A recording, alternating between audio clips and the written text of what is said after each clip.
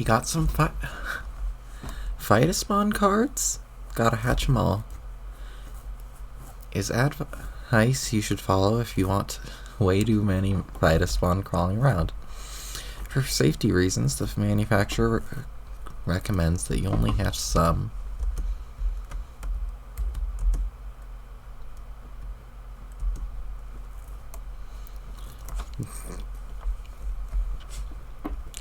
Sup, Nitrum? Oh, hey, doll, you were gone a crazy long time. Good to have you back, though. Yo, that bomb stunt you pulled was some crazy shit.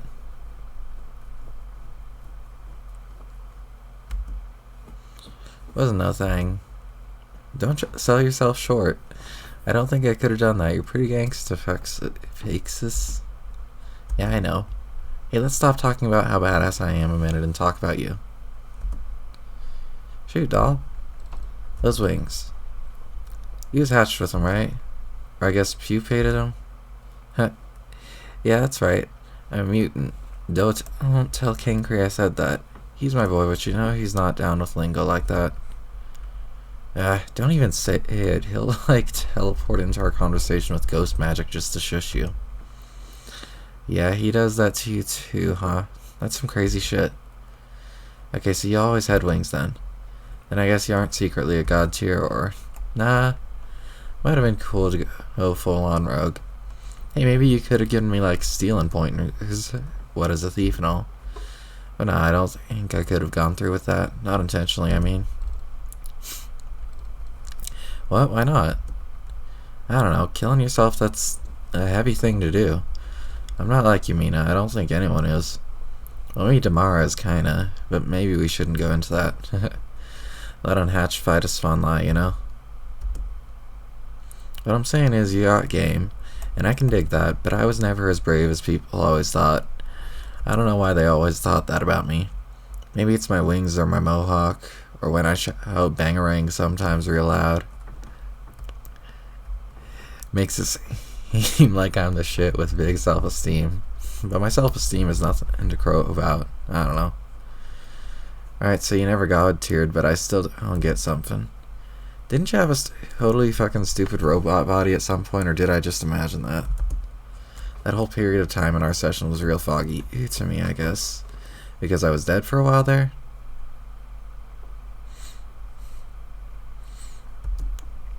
Yeah...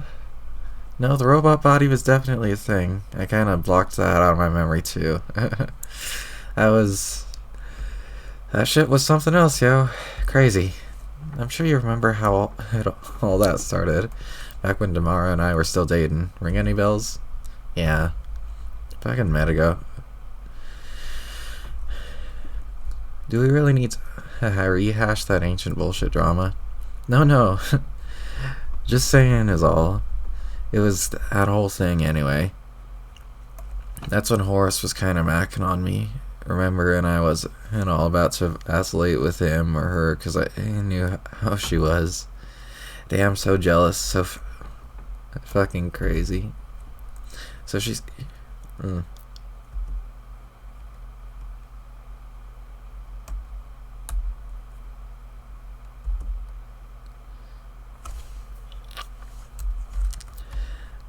Damn, yeah, I mean, she busted me up. Couldn't move a muscle. Well, I could still flap my wings well enough. Really thought it would be alright just flapping my wings around. I could still fly and just hang there limp. Might have been a dope look. But nah. Horace thought better of it. Built me a robobot, which was pretty tight. Lost my wings though, which sucked. And kind of awkward just having a real guy's head on top of a big metal body and making all those damn legs move the right way, you know. Trotting is hard work, yo. Better than being, a quadriplegic. Oops. But I guess you didn't know what happened after that since you and Damara were killing each other and all. No, what? Well, I died, yeah, but that's how long a story guess you never heard.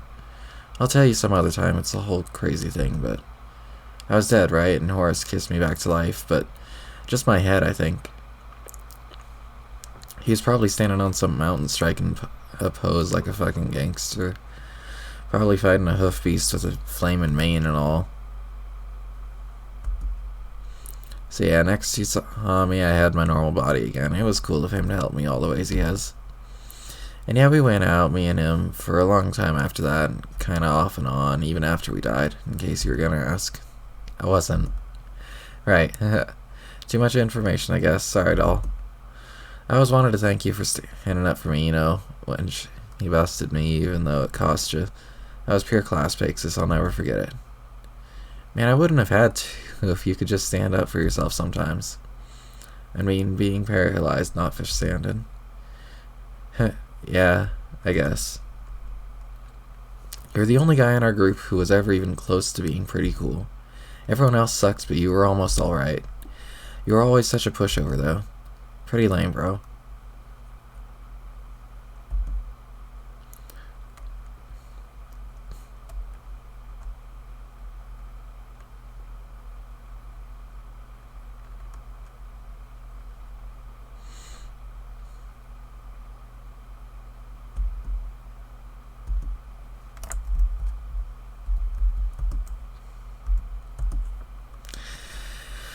I probably shouldn't even ask this since you're not as brave as people make you out to be. I mean, wait a minute, was it?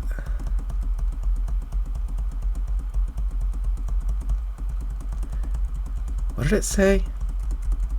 I'm skipping through all this so I can restart that dialogue so I can see what it again. Okay, as people make out with you to be. That's the car cat thing. I mean, make you out to be.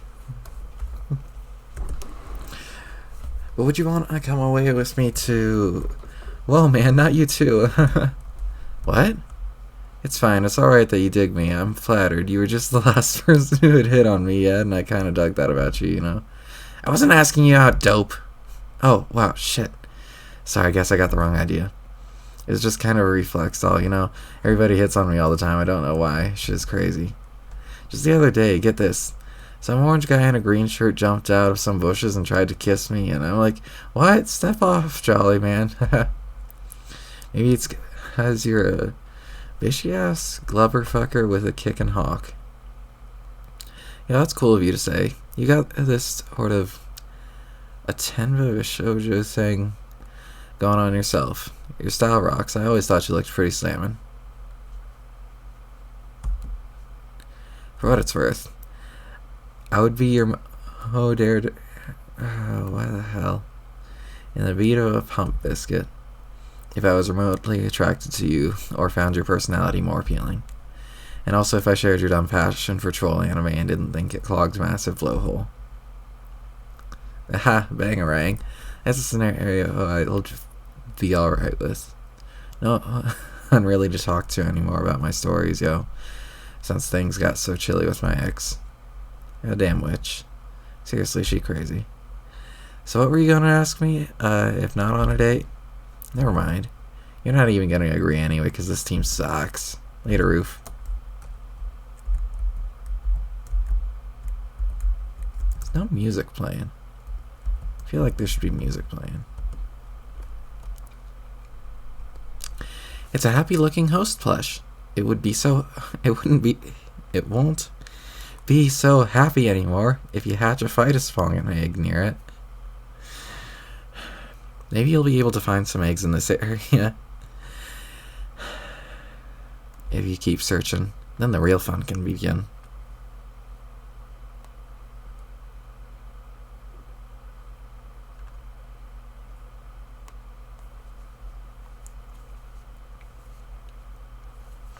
Okay.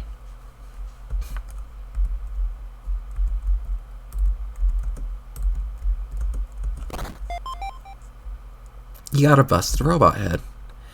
There was rumor going around that once, through an elaborate courtship process, Horse sent Rufio a robotic duplicate of himself to spar with. Piece by piece, the last part he sent was supposedly the head.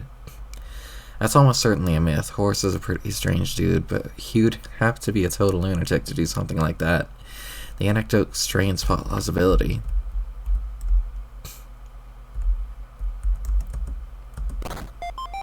You got some more boon dollars.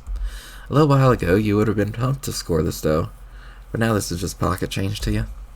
You sneer with contempt at the pitiable sum of money and let it slip through your fingers to the forest below. Let the beggars and peasants scrounge for it, you say.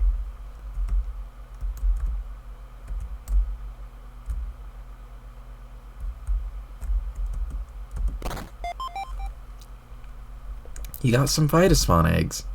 You can go use one of those on the host plush back there. It honestly sounds like a childish waste of time. But little do you know that Vitaspawn's key demographic is your age group. You are the suckerfish, it's you.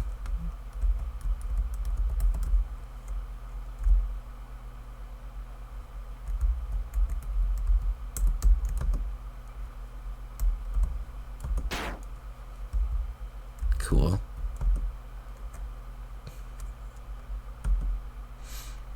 What an utterly magnificent specimen. But if you train a horse pony enough, one day it may become horse Heroni, by which I mean it will grow slightly bigger and gain no measurable advantages in combat. You will, however, be required to feed him more. Cool.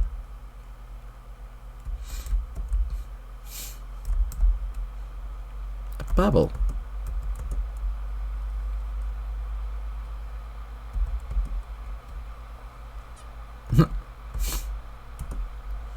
The bubble contains Tamara's memory of a huge quartz obstacle. Only she can remove it. Stinkin' witch. She never makes it easy, does she?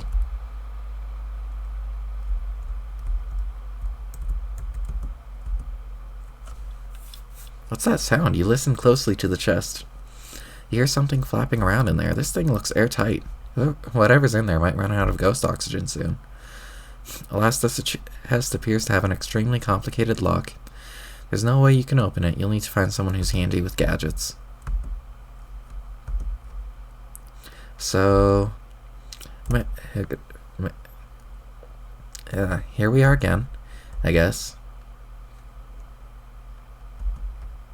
Please tell me this reunion is as awkward for you as it is for me. Not gonna say nothing, huh?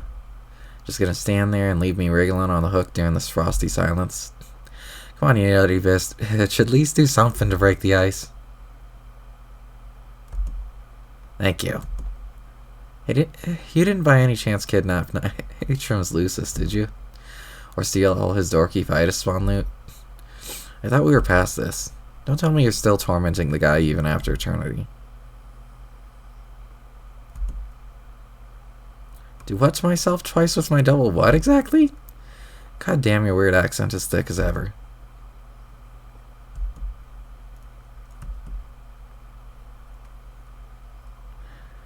Man, that's a face, alright. What? Did you just tell me to bite something, or? Screw it, I give up. Language barrier be a fucking mother glover. Cool. Hey, so guess what? I'm building an army to kill Lord Ahaha.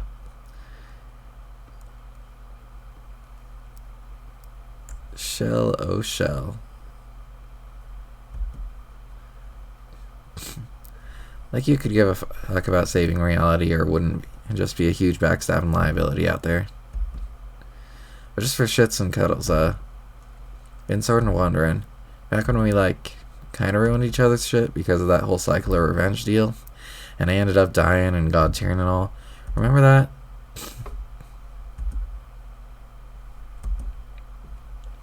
Alright, not sure I followed that, but I'll assume it was more weird skanky sass.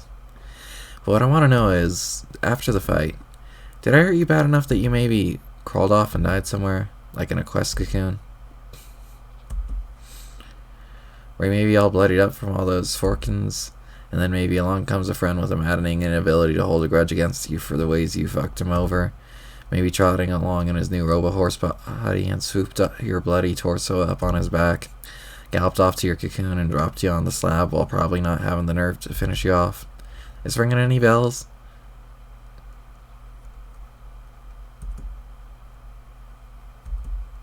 I'm asking you if her god's here.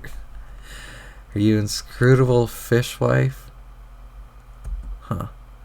Holy mackerel. Well, getting out info out of you is like prying a pearl from a slutty murderous clam. Yeah, I know clams don't make pearls. Look, I just misspoke. It was a hasty burn, okay? Don't be calling out my authority on the ocean, Demeg. You know I got all watery junk on lock. You're trying to rile up with that amateur noise. Oh my god, I can't understand you. Chill out and do what with you? Gonna ask again as simple as I can. There you go. Are you a magic immortal time fairy witch with secret butterfly wings, yes or no? Damara, if Horrible Conversations was a video game, you would truly be the last boss. Now where the fuck's Rainier and her little windbag stand? Let's just hit this jam over with already.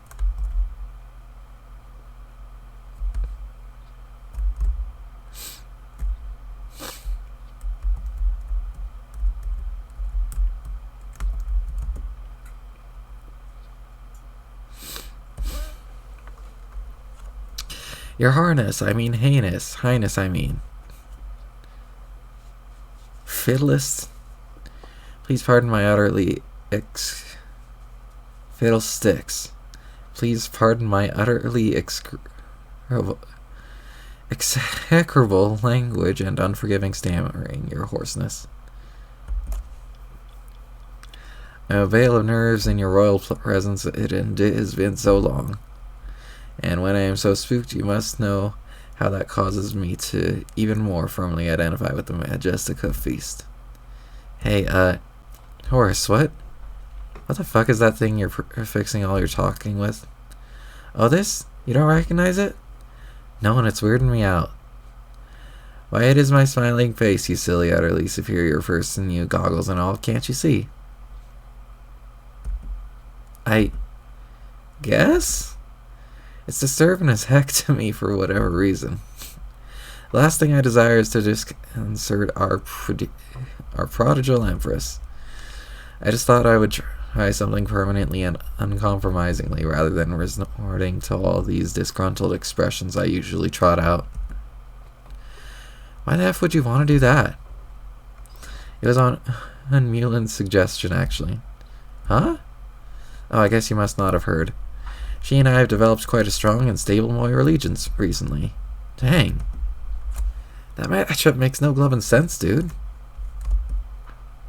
Exactly. Who would have thought? If you asked me before we all died, whether I would consider romantically pairing with a ridiculous mid-blood, let alone Miss Lejean of all people, I'd probably have died regardless due to laughter-induced asphyxiation. But do you know what it was that finally cleared the sweat and steam-induced fog from my goggles? It was meeting our post-scratch counterparts. Seeing our corresponding young Alternians, why it threatened to produce a tear-induced flood on the inside of my goggles. The relationship, in spite of the strong class disparity, I found to be so moving, so pure, it made me reconsider my perspective on Mulan entirely. Ooh. Hoarsenessly, I'd hardly ever given a second thought. It's funny, don't you think, how our young ancestors took to a completely different social configuration, making for some rather odd pairings, both platonic and otherwise. A whole host of counterintuitive minglings up and down the hemo spectrum with no regard for class compatibility, and yet it all seems to make a strange amount of sense. Nay, I might go as far as saying it's all oddly rather titillating. Or no, perhaps what I mean is some of their Alternian indiscretions feel a bit, I don't know, naughty?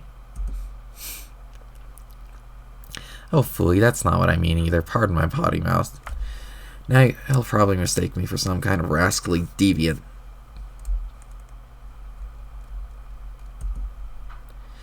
Man, why y'all still talk like you give a heap of manure about dating down on the spectrum? You and Nitram been ascending for how long now? Yes, but no one was supposed to know about that. That was always supposed to be my own private exploration. I had no intention of creating such a stir-up.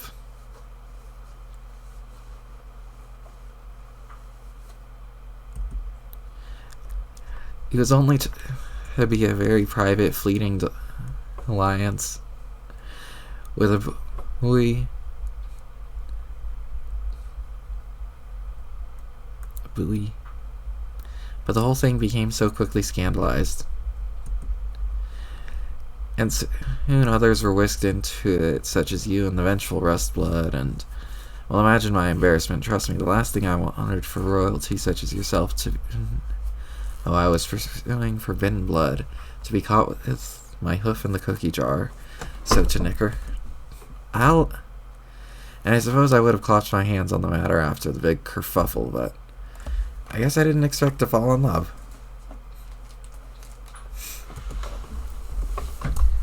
It's true, I'm not ashamed to say it. I fell mane over hooves. Phantom snout over phantom hindquarters. He stole my breath away. Life story alert. Do not care. My apologies, Your Excellency. Just tell me why pairing up with Mew means you have to make that terrible face now. She taught me to get in touch with my anger through a moderately discernible series of enthusiastic mimes. She has made it clear that it is much healthier to crush all negative emotions beneath a stampede of positivity, and always be cheerful and upbeat no matter what, even if projecting that facade is at times physically painful. That is some hit sauce advice, and you should give it up, Holmes. Yes, very well. Is this better? Much. Respectfully, your superlative magnificency, I do not think that would be advisable.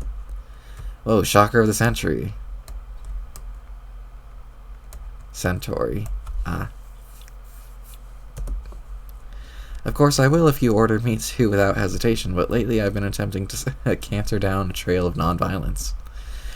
I've been saddled for so long with anger and hostility, and now my focus is on solving problems in ways that do not involve confrontation or physical strength. Soon I may even be able to say strength without shouting. Technology can solve so many problems, for instance. Do you have any idea how much energy is stored in sweat, which may be released through its steam? Have you any clue as to the might of a quadrupedal automaton powered by raging currents of steam coursing through its exquisite horizontal torso, and finally jetting through a perfect pair of metal nostrils? I could build as many as you like, my Empress. No, I think I'll pass on taking an army of snorting horse butts with me. So that's all you do is build stupid shit that runs on your sweat now? Because I could really use a guy with muscle. I don't know if you've seen this skull dude, but he is ripped. Oh no, that's far from my only preoccupation. I've also taken some time to perfect the art of humor. Would you like to hear a joke? Oh noes. A horse trots into a thirst shanty, his muscular shoulders slouched, his noble head hanging low. The dairy jerk observes that the great beast is clearly despondent and asks, "Why the long face?" Zach, god damn it, I am royally ordering you to stop doing that face forever. At once, milady. My formerly perky visage withdraws while my fully erect posture shrivels at your regal disapproval. I shall henceforth emote in my customary manner as such. Respect. You did it! You brought me a fine young stallion again. What a beautiful gesture of friendship. I'm so fudging happy you have no idea. Whoops, so happy I've become loose with foul language, and forgot I wasn't supposed to make that face anymore. You are, of course, free to beam me whenever you wish, my lady. Be yours? No.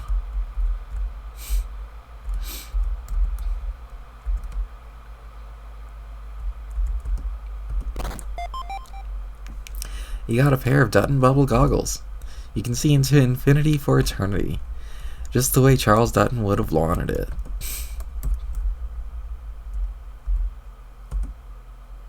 It's Matuna. Dahl looks like he's all tuckered out under the brain tree. Falling is hard work.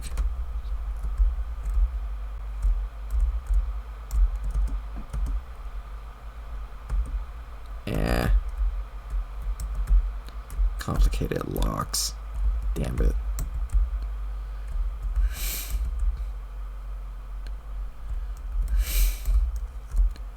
Okay, let's beat him so we can get the thing open.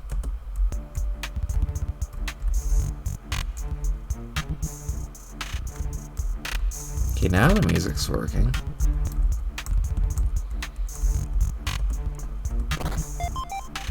You got a priceless work of fine art. You spend a few moments solemnly contemplating the artistic merits of this splendid classical sculpture.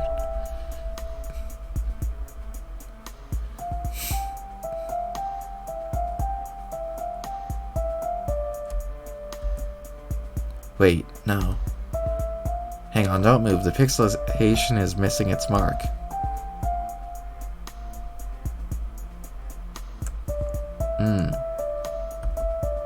Damn, it's still not quite right. Okay, hold your horses. Whew. Perfect. Crisis avoided. That was a close call.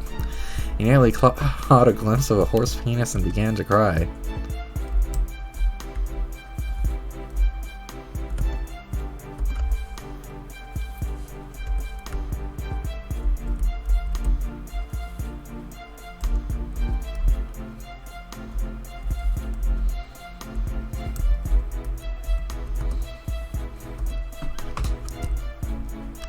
Hozak, serious question.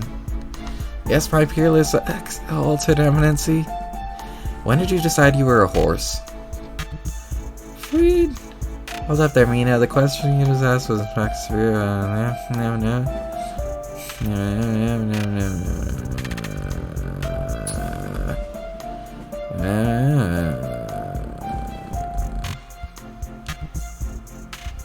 Trigger sounds like a wonderful name for a hoof feast.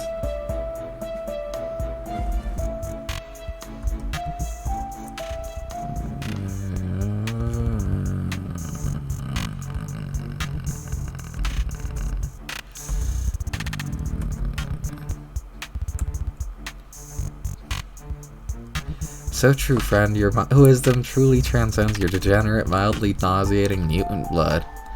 Thank you. Now, you know how I hate to derail the conversation, but I think this conversation calls for a thorough, unrelenting education on the topic. And now I shall begin my crushing harangue on this delicate subject as thusly.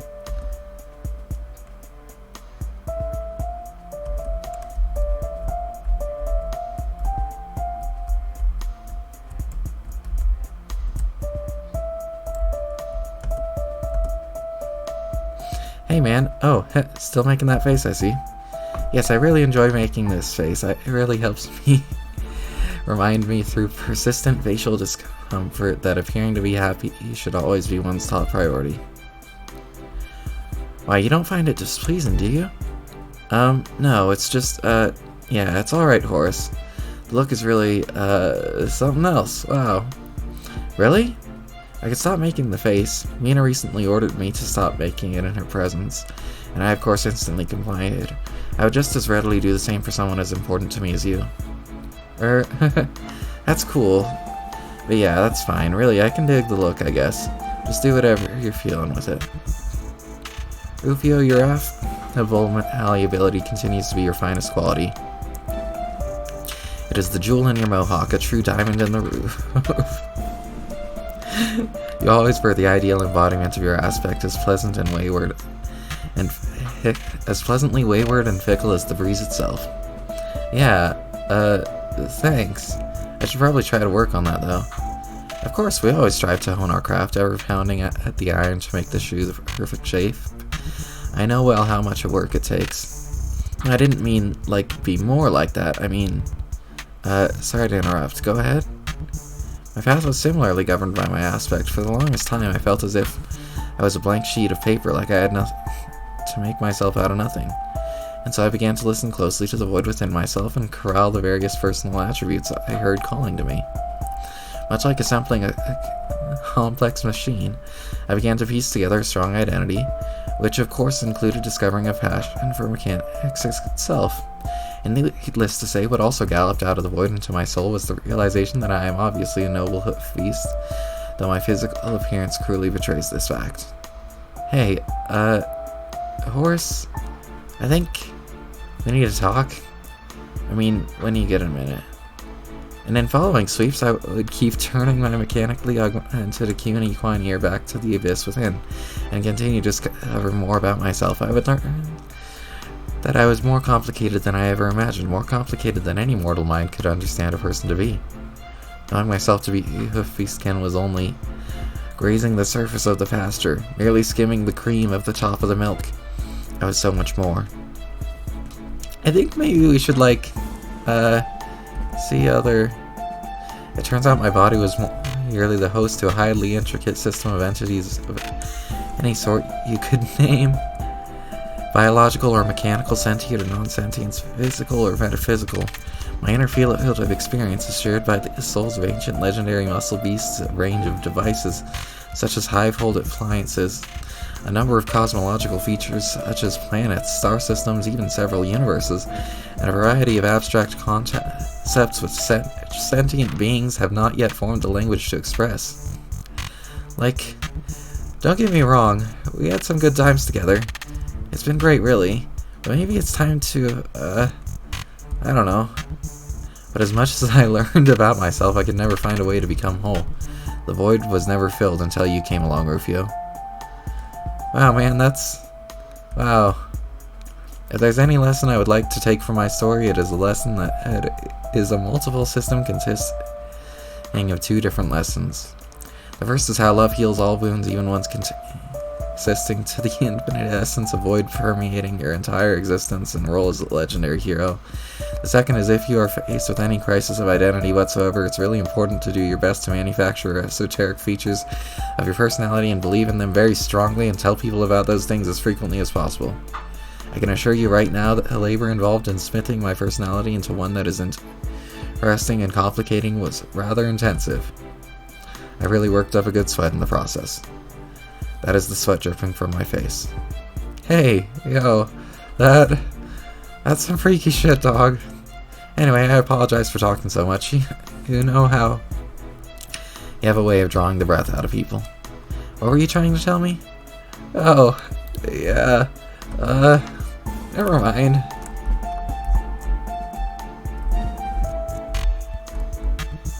Tree.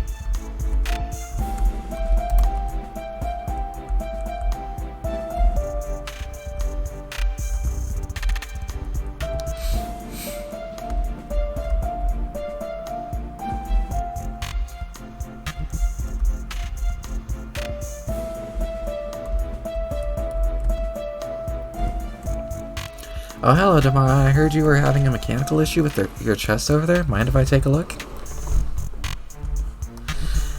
I think you said yes? Sorry, I really struggle with your coarse Slovak accent. I didn't quite understand that either. Something about milk served to you in a particular way? Yes, if you would like some milk, I can bring you some later. I'll just need to equip my steam-powered de-strengthening gloves so that I may hand you the glass without shattering it. I really needed to finish my universal translation device so we can have a more coherent conversation. It's just so difficult to get the circuitry to function correctly when one insists on relying on steam power. You want me to bring your what? Oh, what exactly with my what? Sure?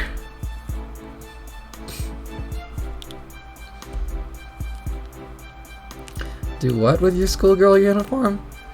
I wouldn't want to do anything to ruin it. It's quite nice. But perhaps I could craft a robotic avatar for you, emulating your fashion choices? Actually, if I did that, I could install a more sensible speech algorithm so that I could understand you for a change.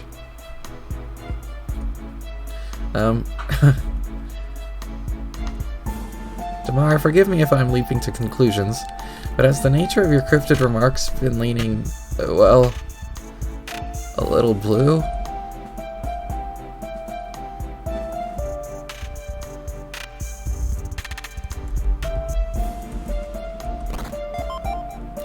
You got Rufio's Lucis. The poor little guy is gasping for breath. Who could have locked him in here? Who could be so cruel? He glanced at Damara suspiciously. She doesn't bother to look at you and takes another drag.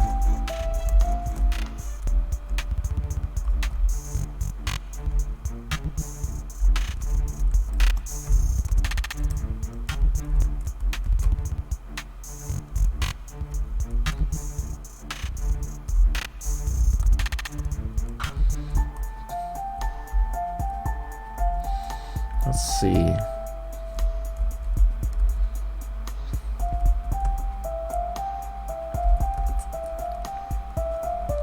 Oh shit, you found him. Thank you so much. I was so worried, but now he's back, and so are my happy thoughts. Got all kinds of confidence now. Hey, you wanna be me? My self-esteem can totally accommodate that, yo. Yes. Cool. Yo, Horace, my gangsta. How you feel? Can I get a way gentle fist bump for my boy? Yeah, just like that. Fuck yes. Actually, that still kind of hurt. Anyway, I've been meaning to talk to you about something pretty important about us and the future and all that. You got a minute? Okay, cool. So, damn, where do I even start? You know, we've had nothing but good times together. It's been the bomb. Well, maybe not everything. Shit got dicey at the start with my crazy ex, and yeah, that's not the point. Remember the way you used to be before you all started being interested in me? And you thought I sucked. Just another low blood not worth your time. You were so pissed at people like me and Damara, so angry. Damn, shit was scary. And Damara, she used to be nice as can be. Don't know what happened there. Talk about a personality switch. For both of you. But then for whatever reason, I guess you wanted to reach out to me? I mean, in secret, I know. You didn't want to be all shamed out your highbrow CIP club. I could always dig that, I understood, you know. So you came to my woods, never told anybody, we hung out. That meant a lot to me, I want you to know that. People always had crazy ideas about me. Like I was this brave adventure guy all up in this forest being a badass and shit. People they always wanted to be with me, or maybe even wanted to be me. It was all kind of whack. Even tomorrow when we were going out didn't really get me. I think she put me on this pedestal, back before she snapped. But you saw me for who I was, which was not a perfect guy. I wasn't really sure about myself, and you saw that. So you actually helped me. When we were in the woods together, you taught me how to fight, taught me how to fly, taught me how to crow. Well, not literally, I knew how to do those things. I knew technically how to flap my wings and fly through the air. I knew how to say bangarang all loud if I really wanted to. But that was the thing, I was scared. I was scared of flying and falling. I was scared of fighting and falling. And I was scared of crowing and sounding like a fucking idiot, I guess. Well, but you helped me not be so scared or self-conscious, maybe. You just helped me be myself, to just be okay with not being perfect or living up to whatever people think I should be.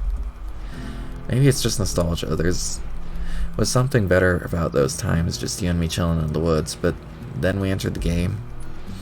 And for some reason, I still don't know why, Tamara just started going a little more nuts every day, getting more and more jealous when she knew we were hanging out. Then she found out it was more than just hanging out, and I guess the rest was history. And yada yada. Then we all died, and we've been together ever since, all this time as ghosts. Which is a long time, you know. And I'll always be grateful for what we had together, but I guess people change. Even as ghosts, they change if you give them long enough.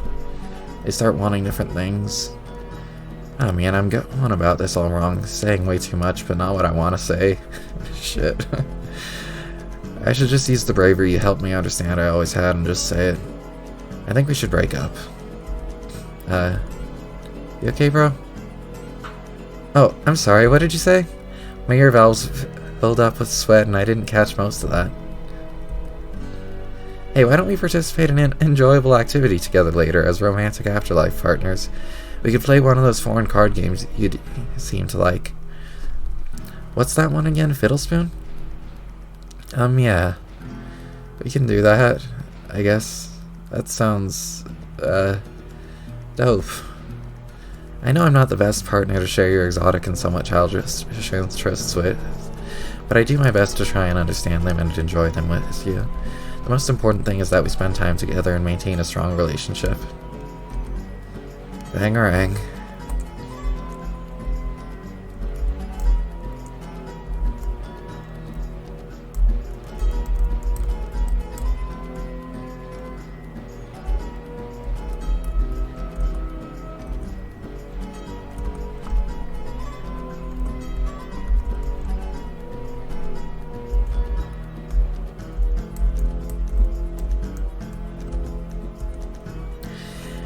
Dear sweet, dear, precious, sweet, sweet, dear, sweet horsey pony.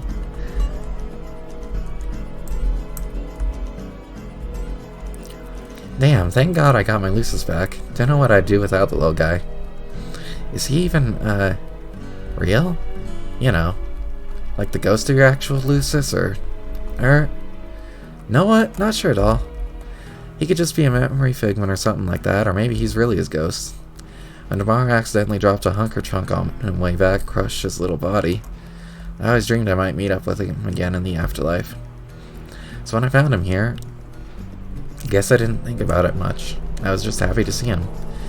He is my happy thought after all. I can't really bring myself to do much without him. Like fly, fight, crow. You know, the basics. Truth. I remember when I was young, just a little runt out here trying to make it in the world, people would look at me funny because my wings were growing in, and that really freaked people out, yo. So I got way self-conscious and didn't feel at home out there with everybody eyeing me up like that. So one night my Lucis led me into the woods, and I found this whole baller village of fucking tree houses and rope ladders, and I was like, damn. Shouted bang-rang so loud you don't even know. That's when I became an official member of the Lost Weeaboos. Hey, okay, so... can we not actually talk about the Lost Weeaboos? Can we just... can that just not be a conversation we have? Ruthless, your story's cool, but there's some junk that's so silly I can't even try to abide. Yeah, I guess. But anyway, they were my boys. A better posse you couldn't hope to chill with. Kick the shit on troll anime, all that. Ah, for love's sake. First bumped into Damara out there. Crazy times. I think those were formative sweeps for me. Learned to love a lot of things I still do to this day. Between you and me, I miss the days I could just jam with her about troll anime. But now, you know how it is. Okay, why do you stinking nerds insist on calling it troll anime? I gotta ask. Don't you realize prefacing anything with troll inside the context of troll culture is redundant as fuck? Why don't you just call them cartoons? Yeah, I dig that. Never thought about that. Huh. It's okay, I get the stuff I like isn't for everyone. People say it's just for wigglers, and I kinda assumed one day I'd grow out of it, but I guess I never did. Then again, we all died, and now we're all young forever. Just like the prophecy of the Lost Weeaboos said. Whoa, spooky, I always thought that was a load of BS. You just said Lost Weeaboos again, thus failing the conversation. In the immortal hand-gestured woods of the late great Mulin... in the immortal hand-gestured words of the late great Mulin Lejon, I'm so done.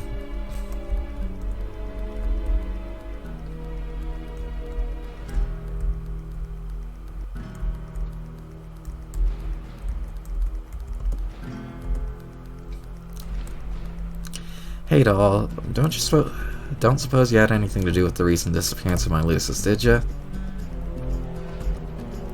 Yeah, sure. Like, I believe that. Like, I'm not so on to your tricks by now. No, not yet. I tried, but I just couldn't do it. It's hard, you know. Damn, so cold, girl. Why can't you let the past go? Anyway, once I actually go get up the nerve to break it to him, don't be thinking this is your big chance with me. It's over between us for good, kind of for obvious reasons. So just friends, you dig? I like that face. Yeah, I figured you'd be like that. Anyway, Mina kinda needs to keep going through this bubble. I know you like to make shit difficult for everyone all the time, but you think you could get rid of that big-ass iceberg thing you dropped it there? Come on, do it for me tomorrow. Wow, alright. Maybe? Just go.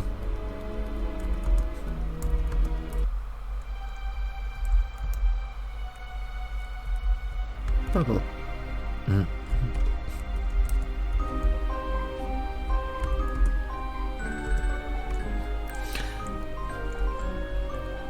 Gotta be honest, tomorrow, I've been feeling pretty bad. You can keep a secret, right? Yeah. It's Horace, and you know, been thinking about breaking it off with him. Nah, that wouldn't do much good. I mean, I feel like a chump for even thinking about it. He's been so cool. But damn, eternity is a long fucking time. I don't know if a relationship should really last that long. Whoa, kind of personal question. Anyway, that's not it. I feel guilty for saying so. I'm just not into it. So many repetitive dates over the millennia, so much like talking about livestock and big muscular animals, and I don't know, those aren't really my interests. Maybe we were never that compatible and I just never had the guts to say so. I know. I didn't listen to you. I figured you were still all mad and jealous. Right? I just don't know what to do. He's great, but he's so clingy. I don't know how he keeps that up after all this time. Dude's got stamina. I'm just like romantically exhausted. You get me, doll? Touché. But for real, I don't want to hurt his feelings. No! God! No, don't hurt anyone. Let's not go there again. I guess if the two of you are like... that's really between you and him. Not sure he would go for that anyway. I don't think that would actually help me. Man, no, I told you, please don't feed anyone's soul to anybody. You've got to keep crazy talk like that down, Tamara. If people knew some of the shit you said, how you say crazy shit like you want to serve him, fuck. It wouldn't be cool, people would flip. Hell, didn't you hear Mina was trying to raise an army to kill him? If she could hear some of the things you told me, shit, I can never let her find out. If she knew you'd both start fighting again...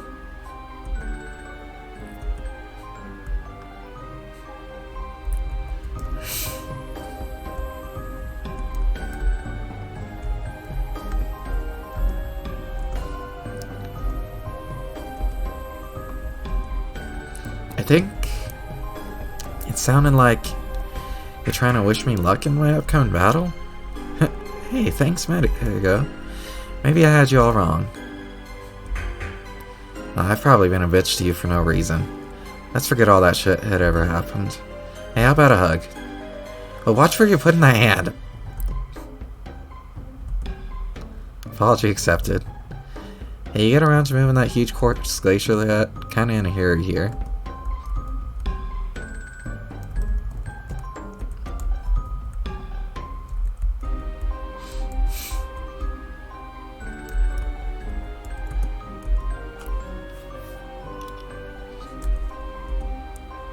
Excuse me? Horsey pony? Something else, horsey. Oh, I see you've taken an interest in this fine, albeit diminutive steed given to me as a gift earlier. Isn't it wonderful? I shall feed it an apple and it will grow to be strong!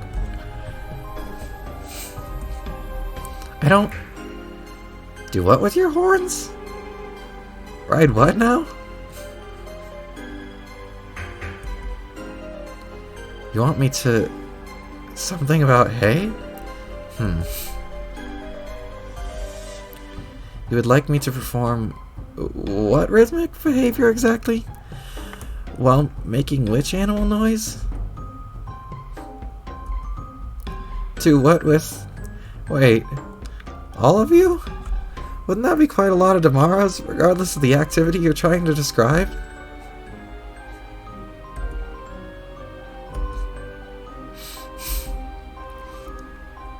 Trying to decode your speech is quite agitating, you know.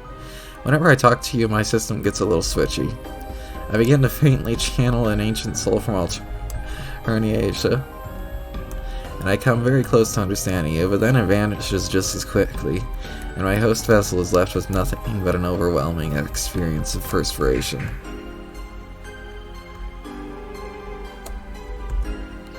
Not that I would expect a lowly, rust-blooded singleton like you to understand.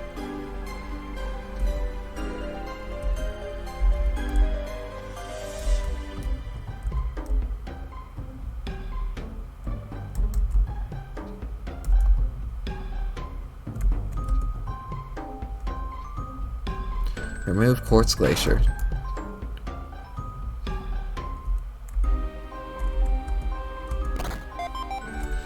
You got an east before and scroll.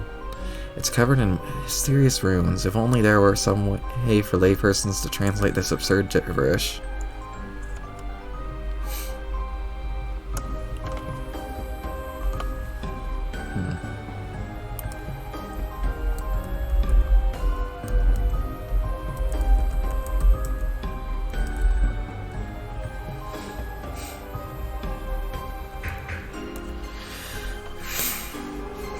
Oh.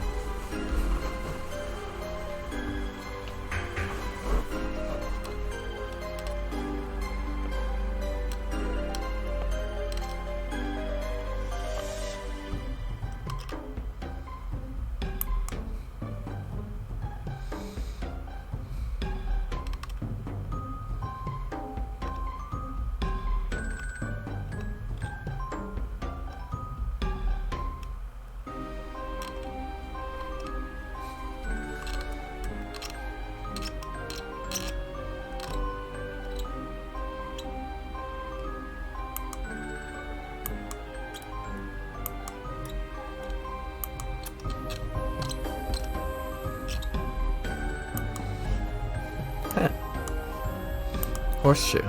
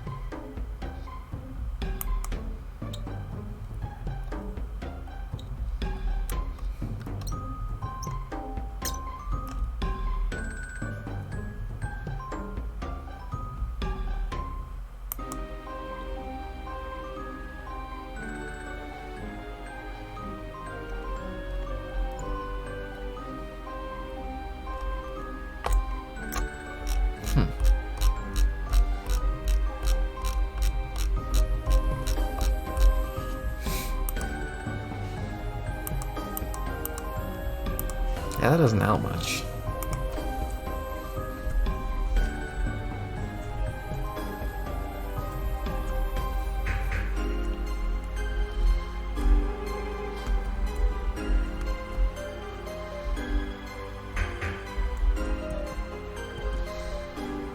Wait, there's something different about this door. You think it might be a real door? It's not someone's memory like the rest of this place is. The meteor must be physically passing through the dream bubble again. You'd love to get in there and snoop around somehow, but the door is password protected. There's gotta be someone around here who knows the password.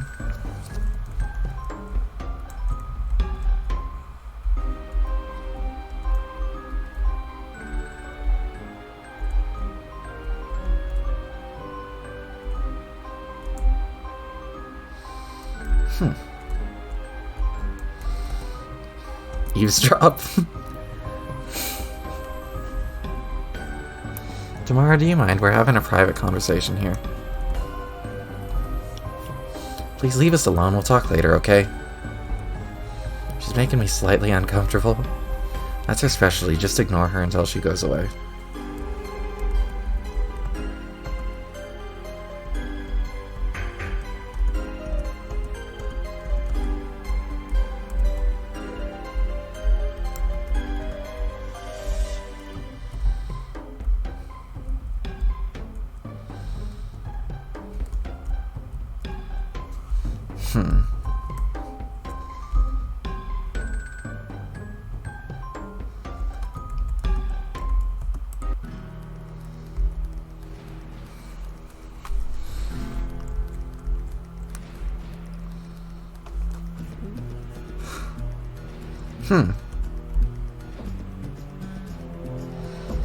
Then why did... Huh. Okay.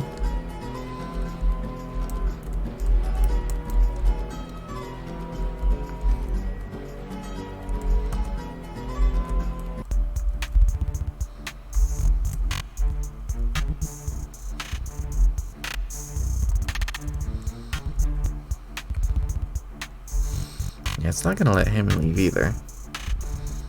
Okay. But I'll let Tamara leave.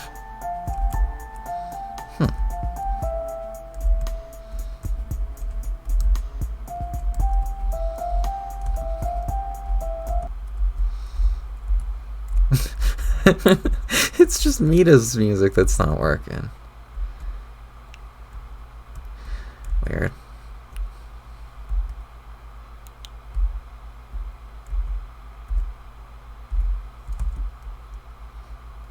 Listen in on conversation. Seems we have company. Guess we should wrap this up. I'm very happy you came to see me. I hope you'll bear in mind what I said. Yes, I surely will. And I'm happy too. Yes. You have important work ahead of you. The legacy of our race is in your hands. I know you'll make me proud. Okay, thank you. Snapperfish. It's Popo, Mary Gams, and Mary him look-alike. Kid. What are you ladies glubbing about over here? Nothing, I was just leaving. Oh yeah, where to? Back to your meteor, right? Because that's where I'm headed. Can't get through the door, though. Can I get your password? Pardon me? No? Come on. What are you doing? Don't hassle her for private information. It's rude. Come on! I'm being nice about it. Are you actually? I'm fucking smiling, ain't I? Well, I was going in there anyway. I won't give you my password, but you can follow me, I guess. But you can only remain as long as I'm escorting you. The fuck? Why? Because I don't trust you. Oh, man. But I'm cool. You should wise the fuck up and start thinking I'm cool. You're right. With a sales pitch like that, I would have to be an imbecile not to crave your company. What you got against me, Miriam Clone?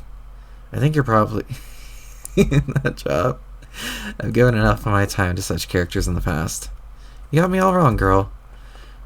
What I gotta do to make you frond, Miriam, to make you my frond, Miriam the sequel? My name is Kanaya. Alright, Kanaya it is. Someday I'll come up with a good fish fun way of saying that. It's that's how you know our shit will be tight. Just lead the way. I'll be behaved and win you over. You'll see. Be Kanaya? Sure. Let's stay in touch, Kanaya. Come looking for me in your dreams anytime you like. And be sure not to let that one too far out of your sight. God damn it. Kids got no respect for royalty these days, and I about had a hookup here. Please, you aren't even mad. You just wanted an excuse to use more fish funds. Marigam, stop being such an astute judge of character. What happens if you try leaving as Kanaya? Okay.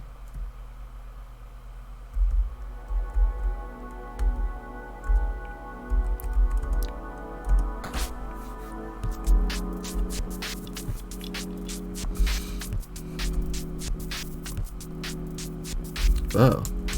What the? What? I'm not pushing the button, it's just going there.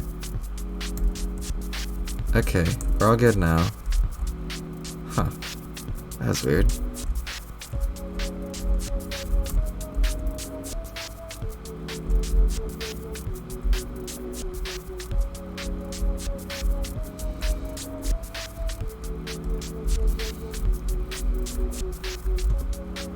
Talk to Dave. Sup? Wait, what's going on? Is the meteor passing through another dream bubble? Yes. Hence the ghost who's following me. Oh. Hey. What, you don't talk now? You were pretty spunky before. What happened? She's exhibiting her best behavior while on this tour. She's actually doing very well so far. Okay, whatever. So what, are you just not even bothering to care anymore when we pass through dream bubbles now? Like no warning or alert or getting into our facetious battle stations or anything? Yeah, who cares actually? I probably won't even leave the room this time. Getting a little bored of ghosts actually. No offense, Sea Troll. Shh. So what were you just mumbling over here before I interrupted you? Oh, just some raps. Been working on my raps. You've heard my raps, right? Wanna hear some raps? Wait, do you know what rap is? It's this fly human tradition where you drop a beat and talk hard. If the flow checks out and your rhymes are dope enough, then the police start unholstering their guns. They can't help it, it's like reflexive. That's how you know you're doing it right. I know what your raps are. They're basically the same as the ancient art form of Alternian slam poetry, but more primitive and generally involving less lyrics about towering muscular livestock. Slam poetry? Why didn't you tell me about this? I don't know, I don't really have much interest in the subject. Yeah, but it should have come up. I mean, now that I think about it, I remember some weird troll was rapping at me once. Well, there you go. But I mean, we could have been talking about rap all this time. You and me, I mean. It would have come up, I think, if we talked more. We should talk more. We really don't talk about enough. Like, really, just get down to fucking business. Just the two of us. All conversationally and such. Really, like, flesh out this dynamic. See what's there. We goddamn will squeeze blood from this zone. This awkwardly quiet ghost troll as my witness. If you're successful in extracting blood from the geological material in question, can I have it? Oh man. Kinda semi-self-depreciating vampire jokes. This is a good start, I like it. I don't know how sincere you're being, Dave. Probably only somewhat, since the rule is that everything has to be at least partially a joke, right? Yes, exactly. But if you actually want to converse and exchange views on our respective cultures, then okay, I guess that's fine. I might be able to dig up some classic texts by famous slam poets. Oh man, yes! That'd be so fucking perfect. Okay, I'll see what I can do. You'll have to read the troll gibberish to me. It'll be just like Storytime with Carcat. Can I edition? Sure. But you'll have to rap the words. Oh. Pump up the bass and slaughter the mic. I want to goddamn feel that slam poetry. Is it too late to back out of this? Yes.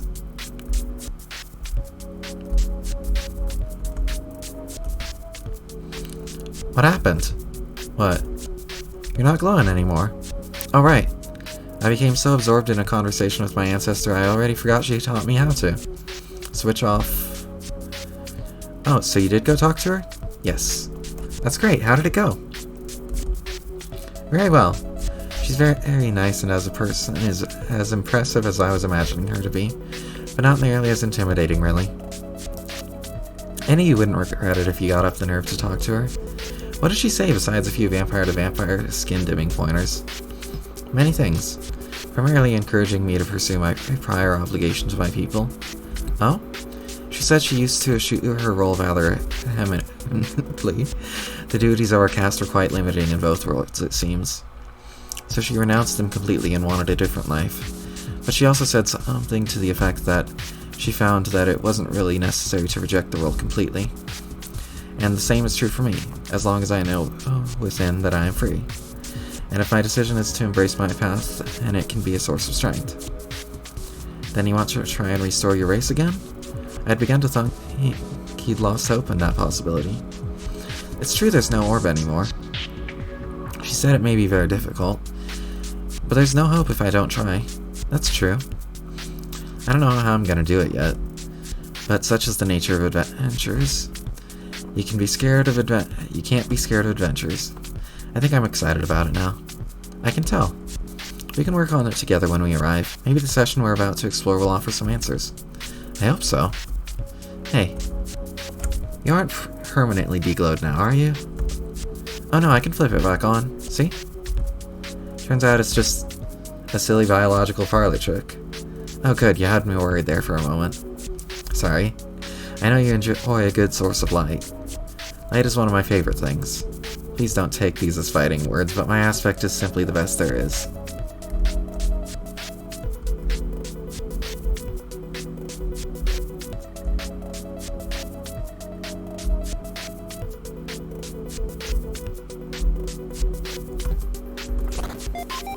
You got an empty bottle. You guess you'll just kinda put it over there with the other bottles? Oh, that's a wall. Cool.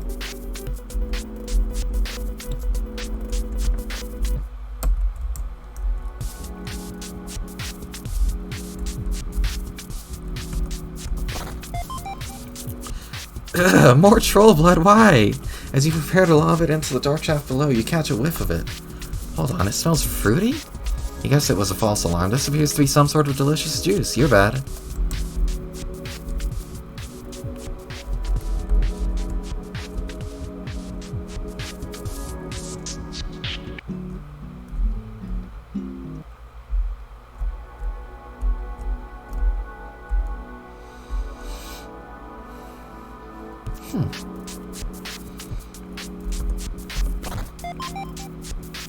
He got a can of Earth tab. The mayor had a couple of these stowed in his racks for safekeeping. He's decided to store them in chests now, which, unbeknownst to him, are the opposite of safekeeping. You crack it open and chug it. You're overwhelmed by the intense rush of sugar. This high will surely last for hours.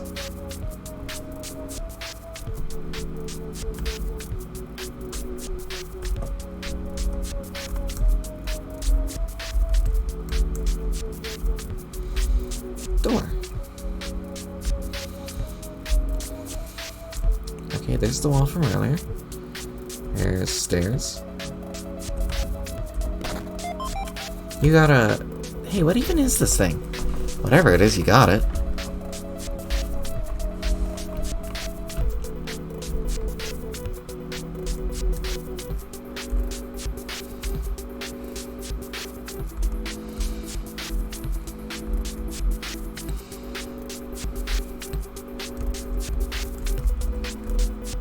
Let me... There. Oh.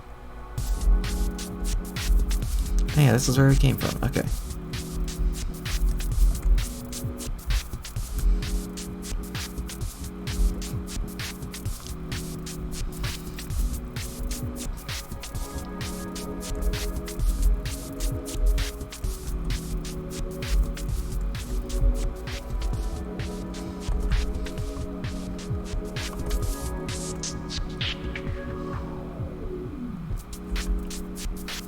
Hey, it's your newly recruited Grand Executioner.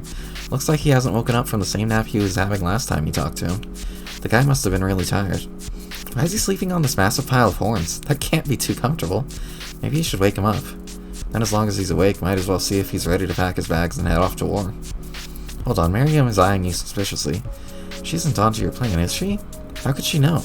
This girl's really cramping your style. You try to shake her loose, but as a rainbow drinker, she seems to have an absolute insane fastness attribute. Whatever you're thinking about, don't even try it. What? Wasn't thinking nothing. Let's keep moving.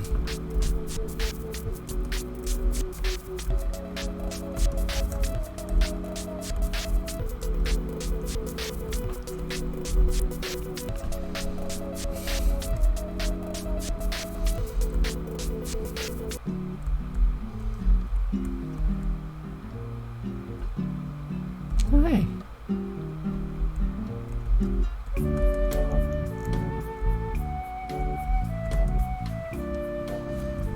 Status report. Well, I'm a total failure. Didn't recruit a single ghost for my army. Except for one guy, but he was asleep. Don't lose hope, but I know our group of friends is a bit lackluster in the motivation department, but there are plenty of other souls out there. You just need to find someone with the right amount of moxie and you'll to get you started. Then I'm sure more will follow. Who knows, if you keep exploring, maybe you'll find maybe someone like that will be right around the corner. You seem more psyched about my army plan than you did before. What's with the change of tuna? I've started to believe that what you're doing may be important, just a feeling. It could be every bit as critical as my quest to find the cherub. I think it all could be related, like legs of a stool that won't stand unless all are in place, or prongs of a fork, if you will. How's cherub quest going, by the way? Okay. I've still been a little preoccupied. Girl, please. You've been dragging your talking boots around to hassle people with fracks, ain't ya? This is my last session, I swear. After this, I promised myself I would retire the exposition stand for good. Maybe I'll put it up for sale and try to recoup some of the substantial losses required to operate it. Arania, we are such failures at stuff together. Why are we such a couple of gorgeous and sexy failures at things? I don't know, but we can't give up? Once I close down shop here, I'll redouble my efforts to find that cherub. The first thing I'll do will be to figure out her name. It's been so maddeningly elusive. Almost as if someone's taken care to scrub any reference to it throughout Paradox's face, whether in memories or reality. Okay, then how about this? While I'm out there fishing for recruits, I'll keep an eye out for clues about her. And while you're out there sheriff hunting, maybe you can see if anyone wants to serve a little contest in her slamming Imperial army. It'll be teamwork.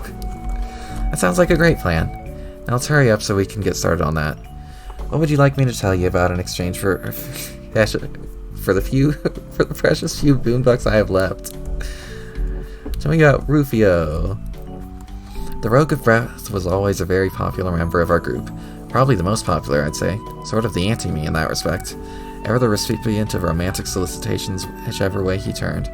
Sort of the anti-Cronus in that respect. Oh yeah, sick and poor, burn out of nowhere, high five. Indeed, his mutation made him an outcast, though to avoid the unwanted attention his wings would bring him, he took refuge in the forest among those who welcomed his differences and learned their ways. The Lost Weeaboos was a guild of useful tree-dwelling troll otakus with a zeal for fisticuffs, flight, and other various forms of exotic Eastern theater. Bane to the enemies of hijinks, scorn to the seafaring classes who... Nope. Not listening to this, la la la la la, glub glub glub. Glub glub glub. Centuries of feuding with the Kemeni tribes. Glub glub glub, la la glub glub. Ceremonial torchlight yaoi festivals. La la la, glub glub, la la la. Sundari quadrant vacillation. Glub glub glub glub glub. Threw down a dagger lance to challenge the guild's heist. MA for dominance. No no no no no no no no. Ultimately served like a shonen on Tsuji Island. Hey Sir Cat. How much I gotta pay you to zip your blowhole on this shit so tight you never bring it up again? For such service I will require nothing short of a large gold statue in your palace. I think you know which one I'm talking about. You drive a hard bargain, Cirques. But you got a deal.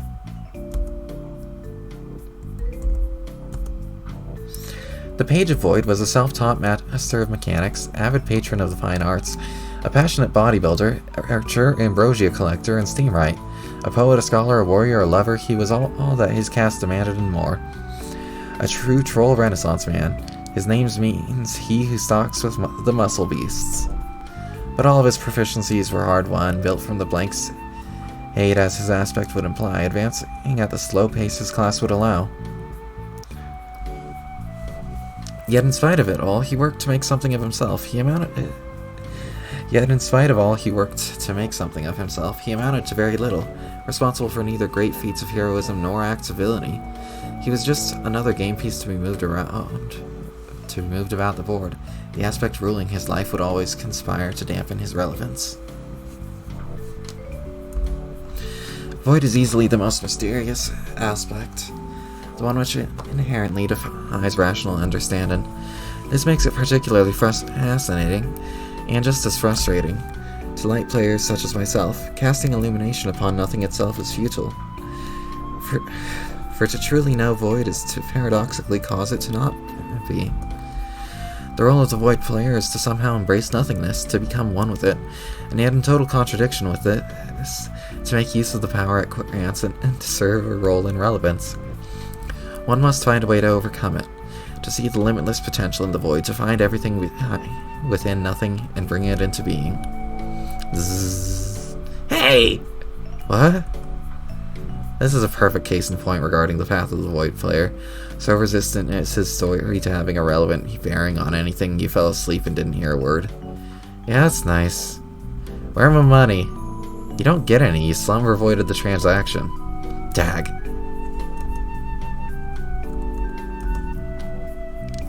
The Witch of Time was not always the party's biggest troublemaker. If you recall, you wore that tiara for a long time. Yeah. Once she was as meek as can be, hailing from the eastern provinces, she migrated across the seas and settled near the forest concealing Rufio's guild. The two of them became quite fond of each other and shared many interests. He secretly began seeing someone else, believing she knew nothing, but she always suspected his infidelity and over time grew quite distraught. But her sadness never quite turned her rage and malevolence, not until you involved yourself. Do we really have to go through this? If you'd like to earn your money, then yes. Blah, fine. After we began our game, you quickly determined that winning was going to be an uphill battle with our team. Everyone was so preoccupied with their interpersonal issues, and no one seemed in any shape to be fighting major battles. Sound familiar? Deja vu's a bitch, Cirque. So you did your best to rile up the crew any way you could, appealing to people's insecurities, buried hostilities, brewing rivalries, needling anyone you could into confrontation with others. Your theory was that increasing everyone's state of aggression could make them better equipped to play the game. And you were sort of right about them, but the Alternians would prove it. Not our group, sadly. The poor girl who took the brunt of your bullying tactics was Tamara Megiddo. He talked up her mate's betrayal, making her feel even more dreadful, while pushing him further into the arms of her rival, until she simply snapped. She attacked him, paralyzing him from the neck down. You finally had the aggressive confrontation you were looking for. Unfortunately, you unleashed something even you weren't prepared for, and you had to deal with her yourself. After a long, bloody duel, she killed you, and you would have stayed dead if not for me. You never listened to me, you just kept needling and fussing and meddling until eventually you paid the price, and I had to bail you out. How bad do I even want this stupid money? Tamara has been unhinged ever since. By increasing her violent tendencies instead of being an asset in the game, she became a loose cannon, arbitrarily showing up at key moments throughout the timeline to sabotage us. So radical was her shift in personality, I've had a hard time believing your incitement was solely to blame. It always seemed like other forces were in play, as if her acts, though apparently haphazard, were in keeping with some inscrutable agenda. Of course, it doesn't help that it's too hard to understand her even on a good day. Strangely, the only time she was eager to help us was when we were preparing to initiate the scratch. And it's a good thing she was, since I'm not sure anyone else would have had the ability to do that kind of damage to the Cardinal movement and release its energy. It was almost a little eerie how happily she complied with our plan. What did Rufio say she said? Something about how we would all finally get what we deserved? Which at the time I thought it sounded chilling. But there's really two ways of looking at it. One is how the Scratch rebooted our world into a state of pure chaos culminating in the annihilation of our universe, but on the other hand, we all got the chance to live out our wildest fantasies as adults on Alternia.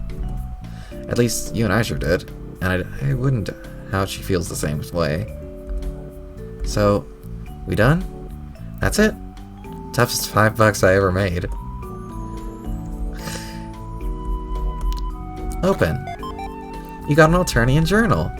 It's a bit wordy, though some of the material here strikes you as pretty risque. Actually, quite a lot of the material. You surreptitiously pocket this overwrought diary for later reading.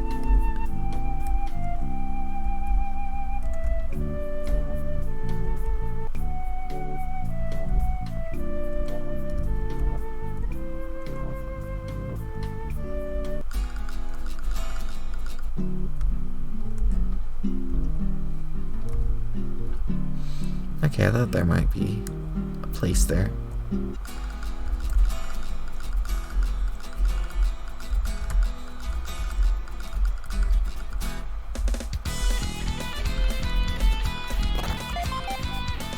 You got the fluoride octet. Feeling lucky, punk?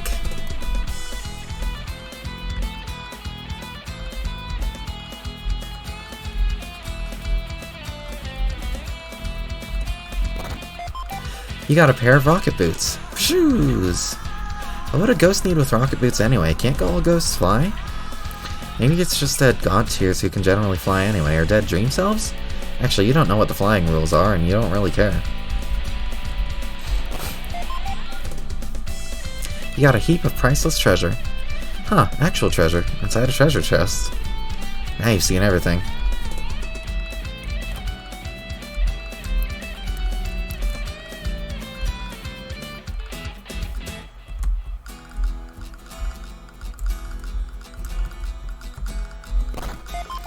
You got a broken 8-ball.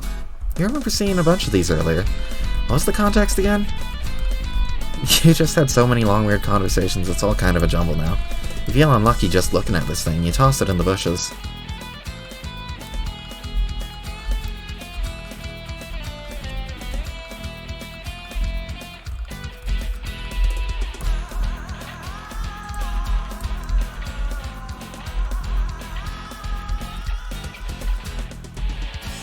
This guy again?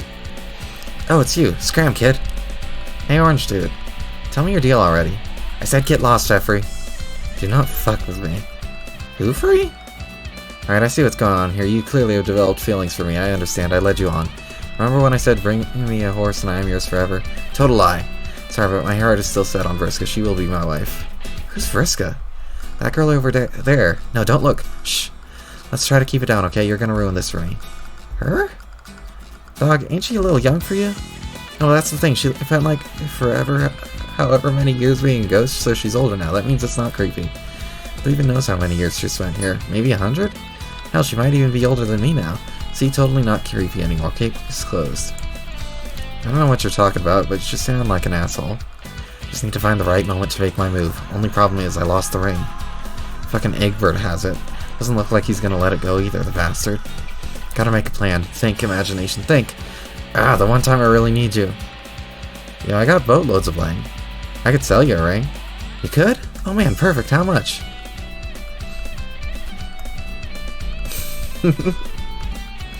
Are you fucking serious? What makes you think I've got that kind of dough just lying around? That's my price, pumpkin skin. You want the ring or not? Fine, guess I've got no choice but to phone you up. Just don't tell anyone, okay? I promised I would use this money for something else. None of my business, Holmes. Deal or no deal. Healer. Aw, you check Mad Stacks. Here you go, lover boy. Thanks. Wait, is this ring... Did you steal this from Cronus? For sure. Ew. No refunds.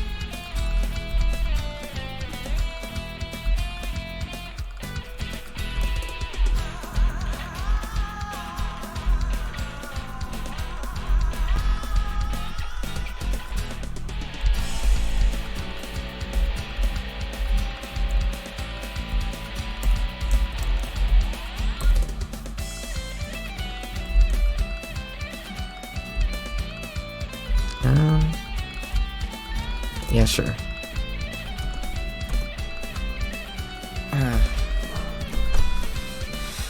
Let's see if I missed anything.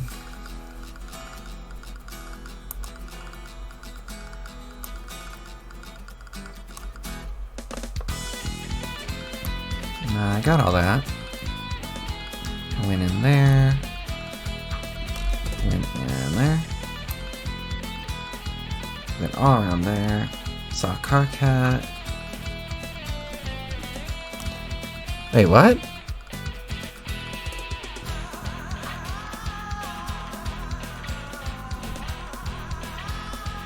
Oh man.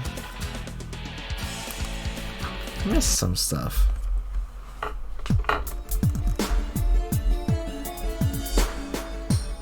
Yeah. Whatever. I'm not going all the way back through it just so I can see whatever that is.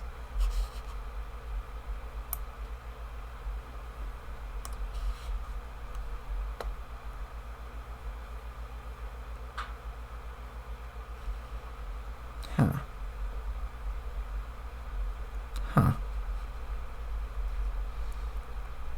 Huh. Does he wake up if you talk to him as one of these guys? Maybe. But then yeah, we went all the way through there.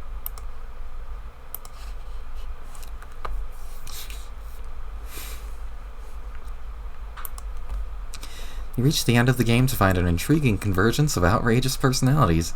You're just dying to see what these heavyweights of attitude have to say to each other, but somehow you discover within yourself the superhuman restraint to hit pause. There's a whole world of fucking around going on with the Meteor crew during the second year of their voyage, and it would be a criminal act of negligence to end this intermission without at least having a peek at their tomfoolery. A weaker person would just want to see what happens with Mina and Vriska right away. Thank goodness you are a player with strong sense of responsibility and discipline.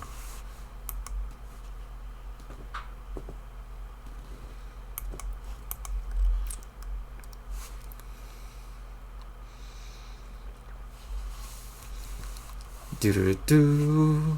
Do-do-do-do.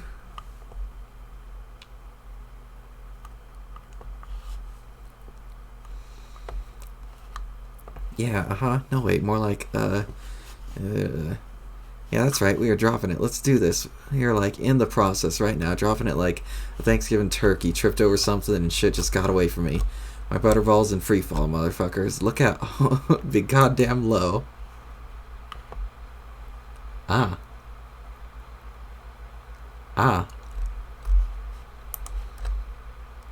Yeah, dropping everything today, making it rain. Precipitation straight up mayhem. Hells of weather patterns closing in, inanimate shit be slipping from my mitts. My digits can commit to a legitimate grip. Wait, now I'm gonna start over. Feel the flow of this. Feel this flow out a little more. About how I'm dropping things today, just left and right. Things of all shapes and sizes and dubious metaphorical merit. Things that ain't even been held by chumps who can't be asked to show up. Dropping shit on your behalf. You name it, I'ma let it go. Drop it like a frivolous lawsuit. Oh snap. Get out of my courtroom, bitch. Waste of taxpayer money, yo. Drop it like the most expensive fucking Christmas ornament. Step on that glass with your bare ass feet. Christmas is ruined, motherfucker. Drop it like a mug in Unusual Suspects. Kobayashi was your cup, you damn fuck. Wow. Drop it like unemployment figures under the Obama administration's bold economic policies. Drop it like cargo on a space getaway. Just jettison that motherfucker. This rap is blasting off. Dropped it like a bunch of firewood I just gathered. Gonna roll a couple motherfucking sticks together. Just sitting here whipping up sick lyrical friction. If you start smelling smoke, you caught a whiff of my diction. Shit's getting warm, but I won't stop till it's hot.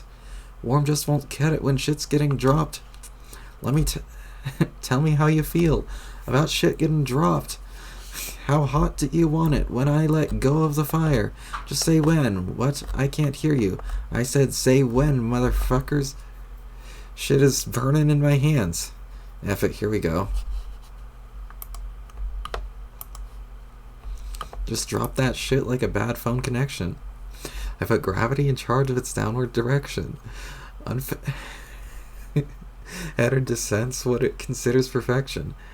Shit thinks of the ground and it gets an erection. Best hope it's carpet bound in its downward spiral, cause linoleum's frowned on, met with an eye roll. Landing on grass is just the course that it's par for, but hardwood fucking floors, what's the woods getting hard for? Guess I should mention instead of motherfucking hard-ons, how my motherfucking French could use a presidential pardon. Give rock. Here's where Obama's rap solo comes in. No, but how dope would that be? Oh, fuck me, that would own. Slurp!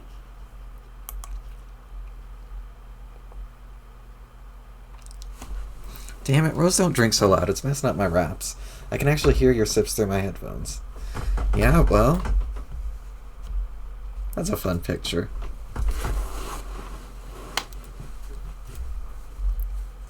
I can hear your rasps through your whispers. Whispers? Whipzers? Hick.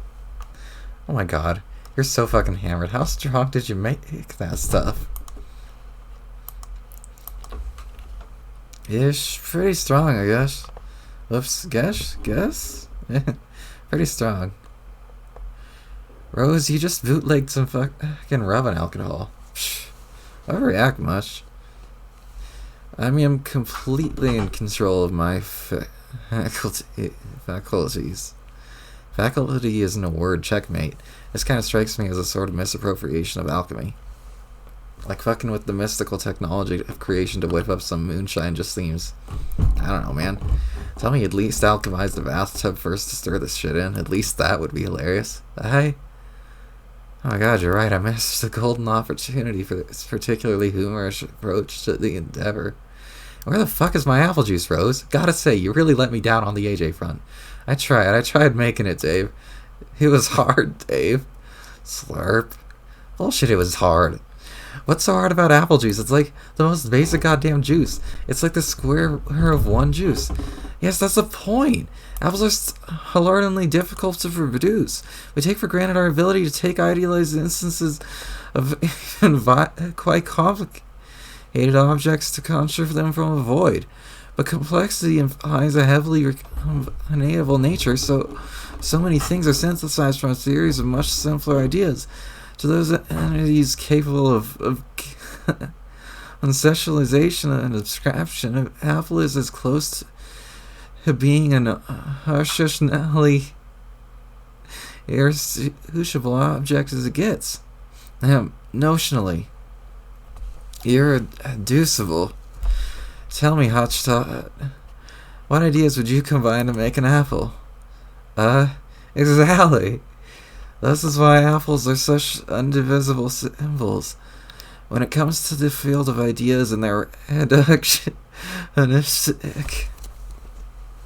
reductionistic essence from the perspective of humans in particular, both from the standpoint of cultural and metallurgical significance, and from a practical one as well. If you happen to find yourself actually trying to engineer one, what do you think? Why do you think Adam and Eve were punished for biting into one? They attempted to penetrate an indivisible unit of fundamental knowledge to consume the inferior of a thought which cannot be reduced any further. This knowledge was forbidden. So humanity was forever banished to live in sin and has strive ever since redeem itself from hubris of the intellectual folly. Folly. Or what about the tale of Isaac Newton in the tree? He was bonked on the head by an apple. Not really an apple, though, an atomic idea. An elemental unit of inspiration itself. It clocked him right on the noggin. And this indivisible notion colliding with his awareness was much like a high-speed particle fired to create a nuclear chain reaction. Jarred from the void of more fun to understand and of intrinsic nature and nothingness, as gravitation. Of course, these stories are actually bullshit. They didn't happen in reality. But the act that they're bullshit makes them more interesting. Men have crafted many stories that are bullshit out of symbols risen from the abyss of consciousness without necessarily knowing what the fuck they were doing or saying, as they flounder around for some truth. But in spite of themselves, they would, however, briefly cross through a ray of light regardless, because of the symbols. The symbols hold all the power. Well, shit, looks like I wandered into a really weird, uncharted side of town tonight. It's called Drunk Rose District, and I'm scared of my supposed out of my fucking mind. For a guy who's supposedly so, and I quote, so cool, you really are almost comically uptight. Here, why don't you have some? No! What a prude. I told you, I don't want any of your experimental fucking space wizard booze. I'd rather not go blind. Then Teresi will have to teach me how to lick shit to see. Is that what you want? Do you want me licking everything in sight? Like the mayor? Like, oh, hey, mayor. Slurp? Oh, fuck, you're not the mayor. You're my goddamn sister. Oh my god, you laughed way too hard at that. It wasn't anywhere near close to that funny. I think you've had enough. What? Good lord, I still don't know why you weren't so bent on making this liquor. I thought you weren't really that down with the drinking. You never liked it when your mom drank. What happened to that? She was a lonely single mom, so I forgave her. Okay, so why tonight do you just decide to get completely wasted before you, like, aren't you nervous on your date with Kanai? Is that it? Is it a date? Yes. How do you figure it's a date? Rose, you're wearing a friggin' prom dress and nervously drinking your ass off while you're waiting for Kanaya to arrive for a goddamn date. Can't a girl just look her best once in a while? This is infuriating. Why do you even bother with this stupid charade? You could be at like a drive-in movie making out with each other, all exchanging class rings while giving birth to each other's fucking children. And you'd still be all coy like, is it a date or isn't it? Who can really say for sure? Okay, maybe. I took a little sip to take the edge off. Yeah, that turned out to be one hell of a sip. Maybe you should just reschedule. No! Just sleep it off. There are more hot dates where that came from. It's cool, I'm cool. Really? I'm just not sure you're gonna make the best impression like this. Come on, let's find you a suitably soft pile of objects to sleep in before she... Ah, shit. She's here. Good evening. My fucking god, I can't even deal. Oh, what is it? Am I underdressed for the occasion? No, you look so great. If I'd known you wanted to dress in more elegant attire, I would have happily, Well, If, you think I'm fine like this, then okay. Whereas I think you started drinking way too early. I think you just, like, completely fucking forgot to tell Kanaya you were dressing up. Yeah, wow, you're probably right. I started so... When did I start? What even time is it? Man, you're gonna make her so uncomfortable all dolled up like that, not to mention 3 sheets to the fucking wind. This date is going to be so awkward. It's not a date. Yeah, sure. Rose, are you feeling alright? Why, yes, because if you want to know, I really feel quite fabulous. It seems you may have imbibed one of your experimental human soporifics. Whoa, yes. Well then, I guess that would explain it. Explain what? The lethargy the lethargy you possibly experienced when it came to completing our rendezvous in a timely manner. Wait, what? I was waiting for you in the common area for a couple hours, but you did not show up, so I came to find you. SMH. Oh my god. I forgot about our date. Our date? Then did you intend for the plans we made to be a date? Which is to say one that was romantically oriented? Holy shit, we got rid of a room full of smooth operators here tonight. Yes, can I add it was going to be a romantically oriented date. I'm so sorry, But as you can see, Rose is hooched to the fucking max. So I think you're better off going out another time. No, I said this was still up for it. I already fucked up by losing track of time. I'm not going to blow it again. You seriously want to go through with this? Well, I'm still amenable to having an evening of whatever. But is there some reason why you would advise otherwise, Dave? I will have to plead ignorance on the subject of human courtship and its customs when it involves one or more intoxicated participants. Is there a problem? A problem? I don't know if you're cool with your dates slurring words and making no damn sense about apples then. I guess not? Why are you both looking at me? Stop that. No, don't. Hey, I am not your fucking life coach here. If you want to go on a drunk date, what do I care? Man, what do I even know about human courtship anyway? Not like I ever dated a fucking human, so I guess have at it. Alright. Awesome. Date night with Drunky it is. Go ape shit, I guess. So, what should I do here? You want me to pack up my wraps and leave you alone, or... Oh no, you don't have to do that. We can leave you to slam poems in peace. Why don't we go for a walk? Yes, after you, if you can actually manage to. Whoa there, maintain your balance. Okay. Are you good? Okay, good. Let's go.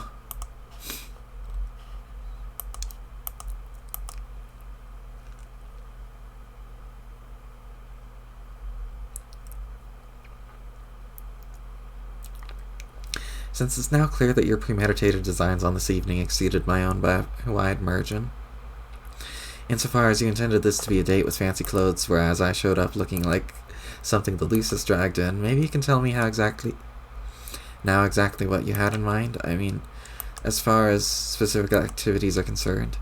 Nope. I mean, nope what? I honestly had not drafted blueprints for this evening aside from getting pretty up and actually being functional about my commitment. Whoops. It's really okay, though. I admit I was irked for a moment, but then I realized it was so unlike you that extenuating circumstances were most likely in play. So I went to find you, and lo and behold, extenuation was what I found to be taking place. Oh, I'm so extenuated right now. Honk. Oh, hey! That's not even text. The small letters are just images in here. Huh. What? Did you hear something? No, hear what? Maybe you should turn the lights on. That's better. Yes, shh. What are we listening for? Nothing, I guess.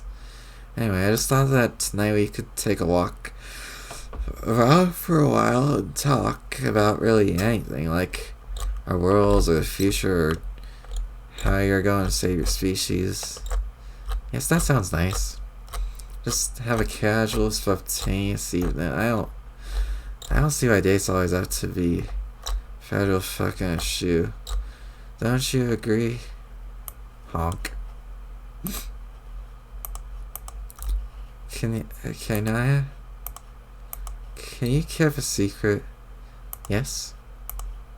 I learned something earlier today. It was troubling. Something about Terezi and what? And Gamshi. See, I bumped into him earlier. You did? Where? No, please, don't get angry and go on another vengeful clown hunting expedition. This is the point. This is what's troubling about this.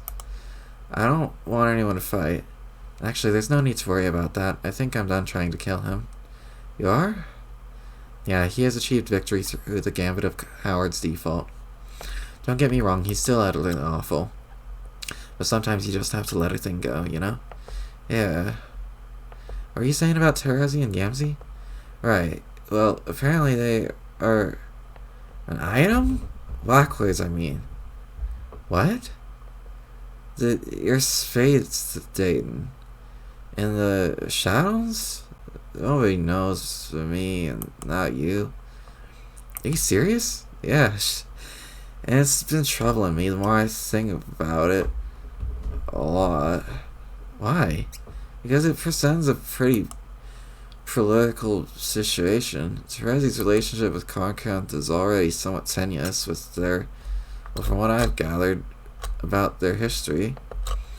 And Dave, his involvement makes it even more complicated, and I don't think with Carcat being memorials to Gamzee, if he finds out Gamzee has spades with Terezi, then correct me if I'm wrong, but isn't that whole arrangement getting in the territory of Soto to Bob, excuse me. That could be very awkward, yes. Right. I don't know if it's my surf powers or what, but I can see it unfolding all too clearly. Karga finds that out about and flies into a range. It ruins his Shmoyer allegiance. I mean, it ruins his diamonds with Gamzee, who therefore becomes less stable. And he vilifies Trefezi as well, and who knows how she reacts or what happens with Dave for that matter. Would Dave actually be alright with Trefezi dating Clown on his side? Even if it is a relationship centered around only enmity? I kind of doubt it. You could side with Kirk on the matter. Not even to speak of where your alignment is on the subject of Gamzee, which is what I fear. I'm afraid that this could create a schism in our group and we could all be torn about, and I don't want that. I want us to all stay friends and just be peaceful together. Me too. I can see the dilemma here. Are you actually talking about, doing something about this? I don't know. Maybe I shouldn't interfere with their shit. Ah, fuck, their hate dating? Maybe it's a wonderful thing for them, and it's horrible to interfere with their beautiful hate. The problem is, it's still so alien to me, the idea of live romance. I try to understand sometimes, like, more than intellectually. Yeah, I try to put myself in the shoes of feeling that, and it still doesn't make sense to me. I don't want to project my human values onto an alien relationship I disapprove of.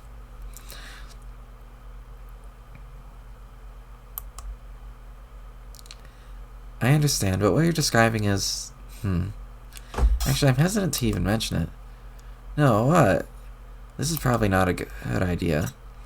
Oh, please. You know I have to tell me now. The feelings you're having are actually perfectly normal within the framework of our quadrant-based romantic tradition. I don't know if they can be felt naturally by humans, but the way you're viewing their relationship would be quite a standard response on Eternia. Yeah? Yes. It is sanctioned within the Ashen Quadrant, which addresses the conciliatory romantic feelings not directed as a single person, but two people who are presently in such a contentious relationship. Oh shit, I forgot about that. You're right. It's generally not regarded as one of the more emotionally fulfilling quadrants to become involved in, and can be quite laborious to maintain. And it served a very important social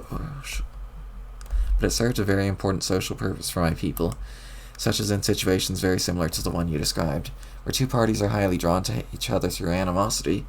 They may in fact be perfect for each other in tumultuous quadrant, but to pursue the relationship would be chaos, Much like the scenario you laid out, the two cosmesis, if left unchecked, would devastate all the other relationships, those in their own quadrants and even those in other people. So it is the job of an auspicist to make sure that doesn't happen. Yes. Yes. Okay, that's exactly what I need to do. Oh no, really? Absolutely. I have never been so sure about anything. Well, maybe almost anything. But yes. I don't think I would advise it. It's extremely difficult and can often feel like a thankless undertaking. In truth, it's probably the most challenging quadrant to master, trust me. I believe you, but I want to know, can you teach me? There's so much I just don't understand about your romance, but I'm so curious. I try to understand the concept of either contentious or platonic relationships or something like that. It can be parsed through the emotions associated with romance, but it still doesn't really compute to me. I really don't know if it would be if I would be a good teacher of auspisticism. I honestly was not very good at it myself. That's fine. Forget auspicious. God damn, forget specifically that right now. I want you to teach me everything. Everything? Yes. That is a lot of things. I want you to teach me all the quadrants. I want you to tell me about your spades, your diamonds. I want you to tell me about your clothes and your hearts. I want... You know...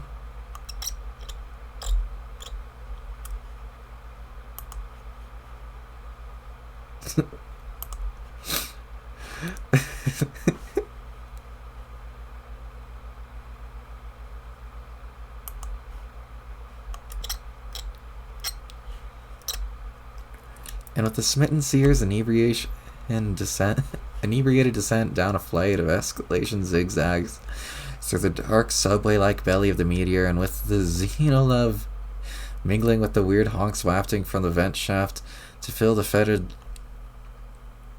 laboratory air with equal parts mirth and gaiety, we are ready to bid adieu to this vignette of hyper-important fucking around on the pitch-perfect note of a single textbook deployment of the rare yet highly embarrassing drunk happen X Rose combo bob. And once again, we find ourselves poised to attempt to exit this information prematurely, while forgetting to address exactly no loose ends whatsoever. You turn the page to find a pair of green curtains that won't close, and are fooled completely by them as usual. And there you have it, literally the worst psych out in Homestuck to date, hands down. But seriously, we all still need to see what me and Inverse have to say to each other. Proceed to the next page to find out how these twin titans of in-your-face delinquency react to each other's unique brands of reckless anti-hero chutzpah.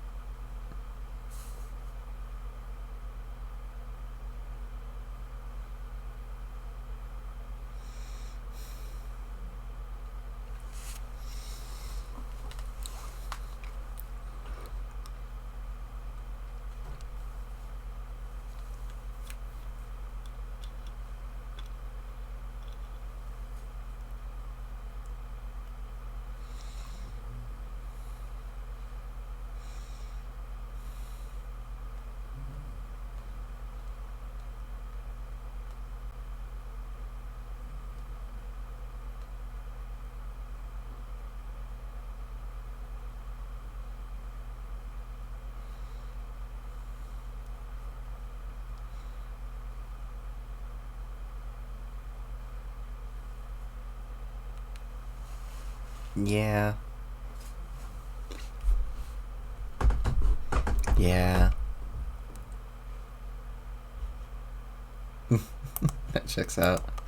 You spend no less than 90 seconds staring at this fucking GIF image before you realize the actual flash animation is on the next page.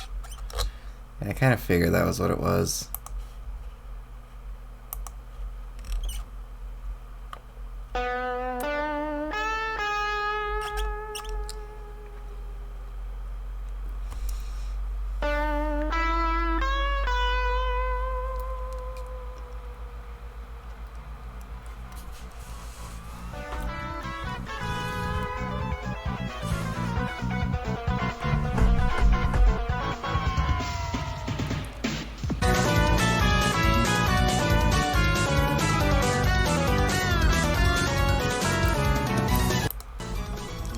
Hey you, Circuit-looking girl.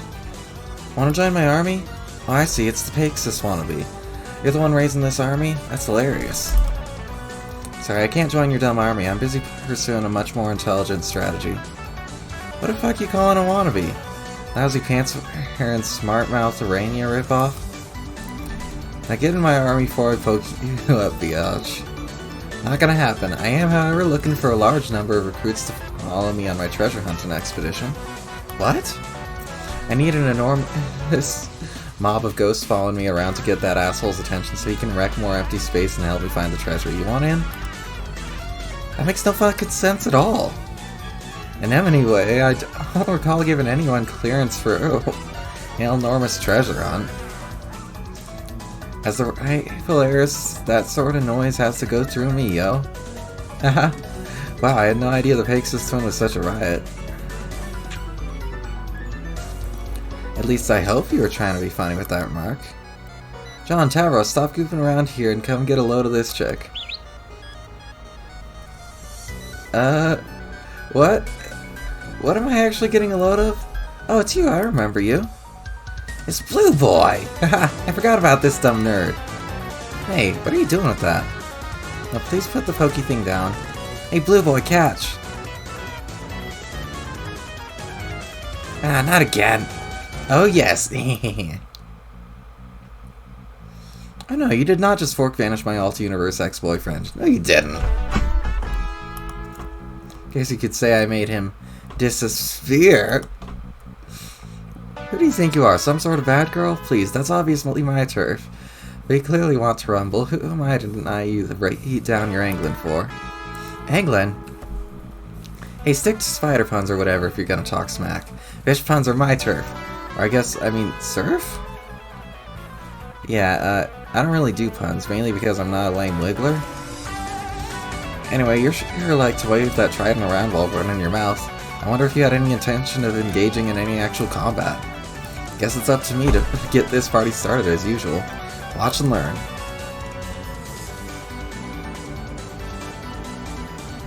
Oh man, this is what we're doing now? Chain it into our bullshit god rags? Your move, punk. Those jams are so ugly. Ugh, fine, here goes nothing. Ugh. I look like hell, all beige and shit. I can't even stand those grody ass thief duds. These grody ass thief duds. Wow, unreal. What a prima donna. Tavros, can you believe this girl? Hey, what are you doing? Stop fidgeting around. Are you looking for something? Must try my faces. I was thinking of modding my PJs to look a little snazzier. What are you thinking of? This? Or this maybe? Hey, how about... Yeah. Oh my god, will you stop?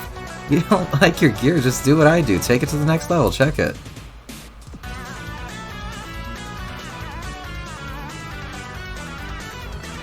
The fuck? Come on, girl, I ain't got no dice or fancy pirate threads.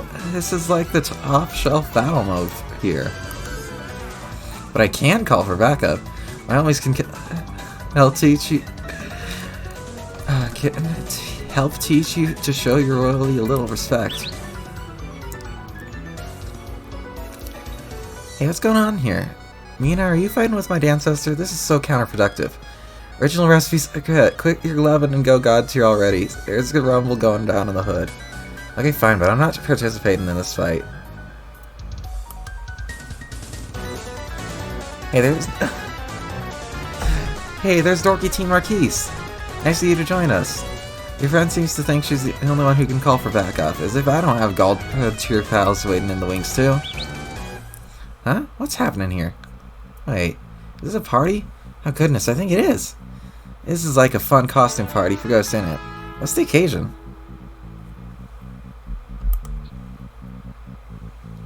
Nothing. Just a run-of-the-mill afterlife smackdown. You're on my team. Okay, but I'm not doing any fighting. Neither am I. God damn it, Aradia. Scrod damn it, Arania. Alright, we need some non-pacifist chumps on the scene pronto. Anyone in the ghost of sanity, get your tail over here. Her shit's going down. Yeah.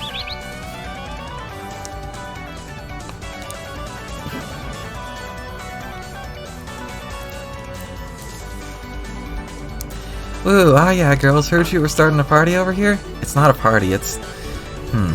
I see someone has chosen to dress up as a pirate for the party, in spite of the negative association that the mid-marauding classes have with violent abuse, suppression, and not to mention... Ah, dude, get the fuck out! Yo, Porm, nice costume, why don't you... Way to change into something on such short notice. High five!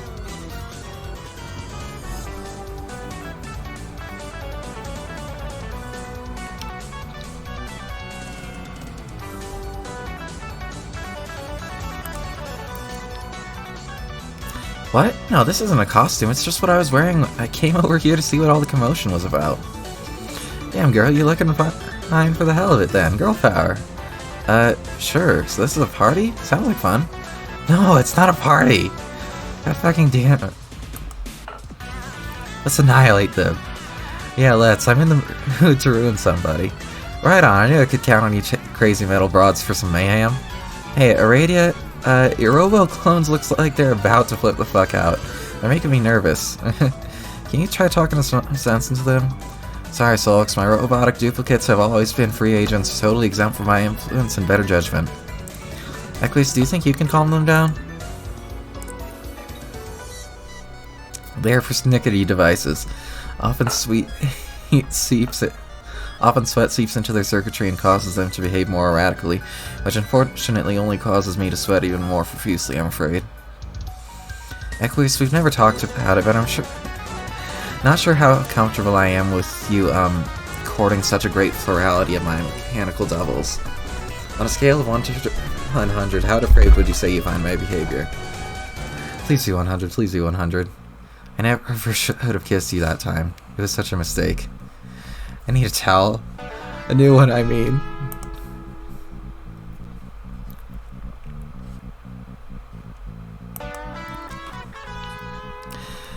Has anyone seen my Hamlet? Ooh, hey. Hey, what a nice costume, buddy. Be quiet. By saying anything, you're really making a horrible impression that on people we should be trying to impress here. I'm sorry. I'll forgive you, but this is the last time I ever do. I'm at my wit's end with you. I'm sorry, please forgive me again. Glub. Oops, I mean Glub. Oh my gosh, it's my ancestor. I'm so nervous, I can't let her notice me. She's so unbelievably cool. Tsunami. Oh snap, it's my ancestor. Wish I didn't notice her. Must suppress urge to murder her for royal supremacy. Oh my god.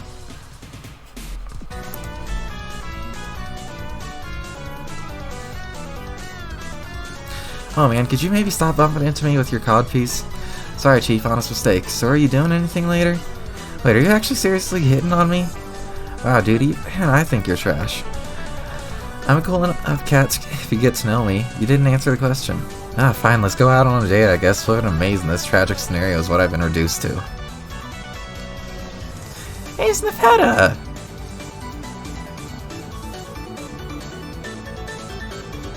Hey, everyone stay on the right goddamn sides. Cronus, I'm looking at you. Yeah, Nefetta, back in line. You people need to start taking this brawl more seriously.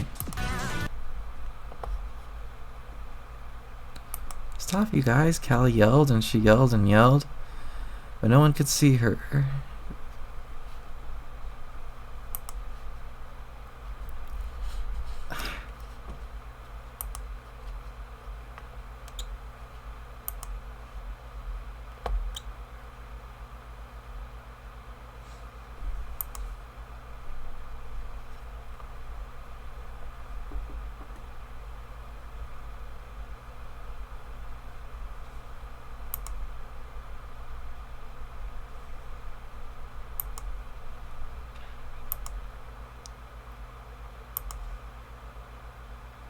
End of Act 6, Intermission 3. Cool. I should probably stop for the night. I don't know. I'll watch this.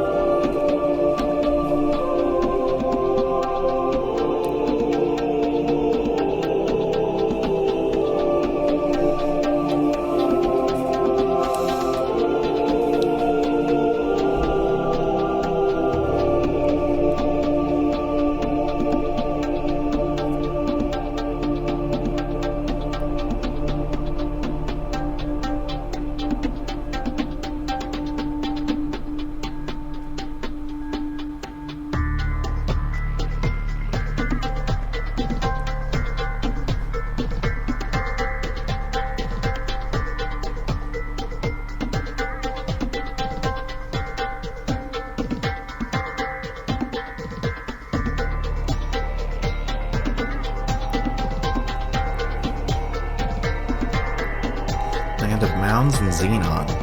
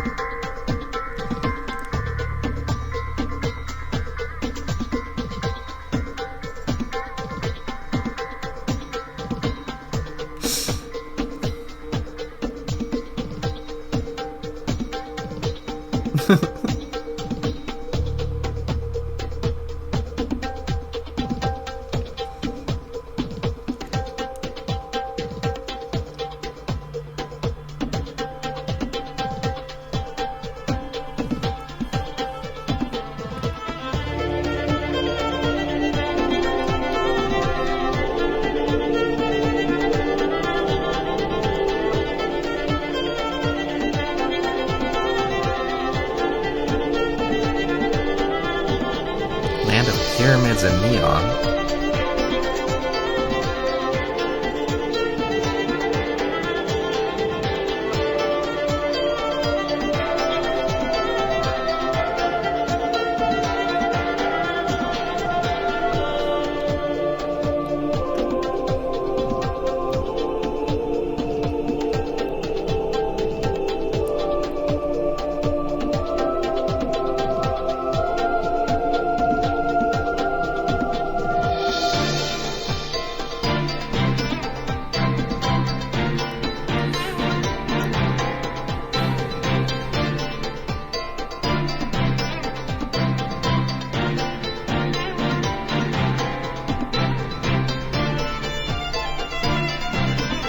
Land of Tombs and Krypton.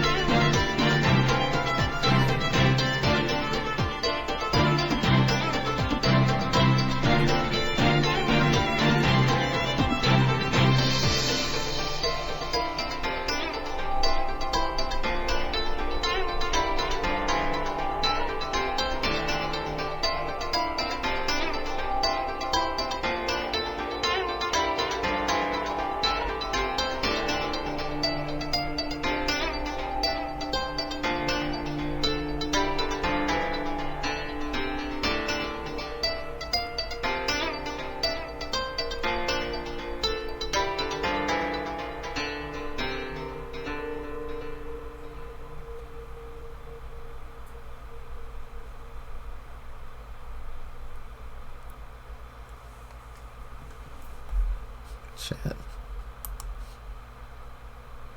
End of Act 6, Act 4.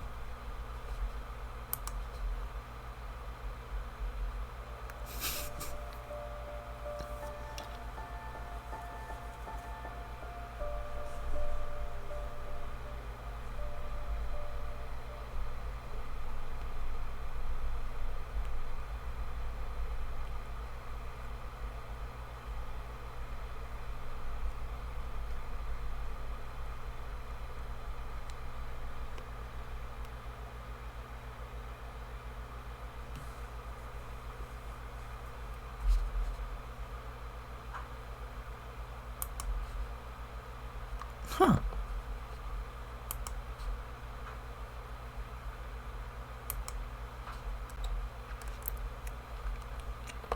You're now Caliborn.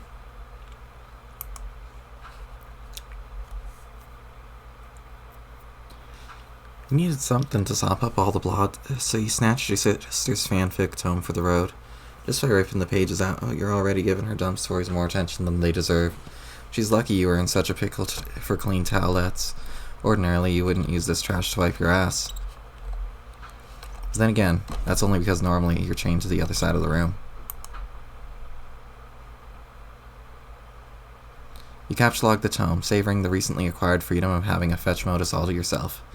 The idea of storing an object and then freely being able to retrieve it at any time, without having to barter with a truculent sibling over a series of inconvenient naps, it's almost too much liberation to fathom. You truly are free. A free adult man, and you are so proud of yourself. You love having a dead sister. Having a dead sister is an experience you would highly recommend to everybody. You're already so far from home. You have never walked so far in your life. At least not while awake. Your movable juju block, keeping you shackled to your room, was just one of the many veins of your existence. It's hard being a cherub and growing with lots of weird magical rules that nobody understands and have no discernible origin or purpose. It's hard being a cherub and growing with lots of weird magical rules that nobody understands and have no discernible purpose and nobody understands.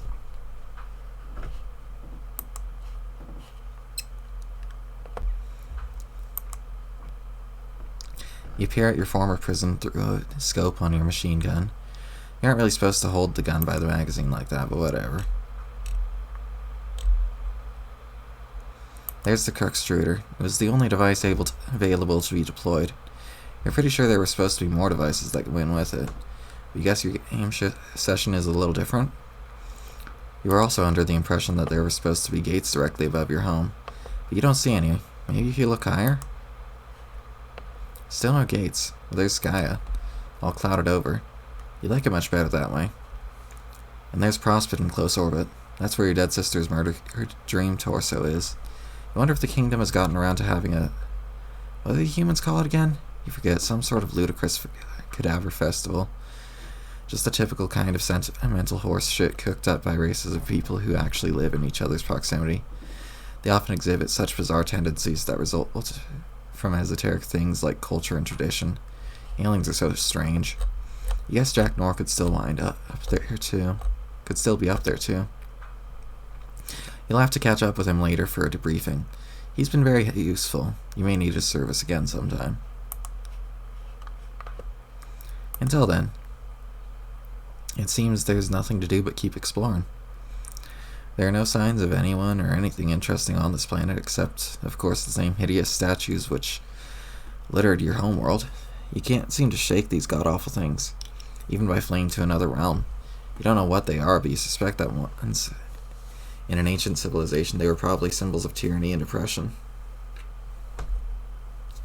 Now that you think about it, you believe your entire planet may have been sucked into the medium, not just the cruddy statues.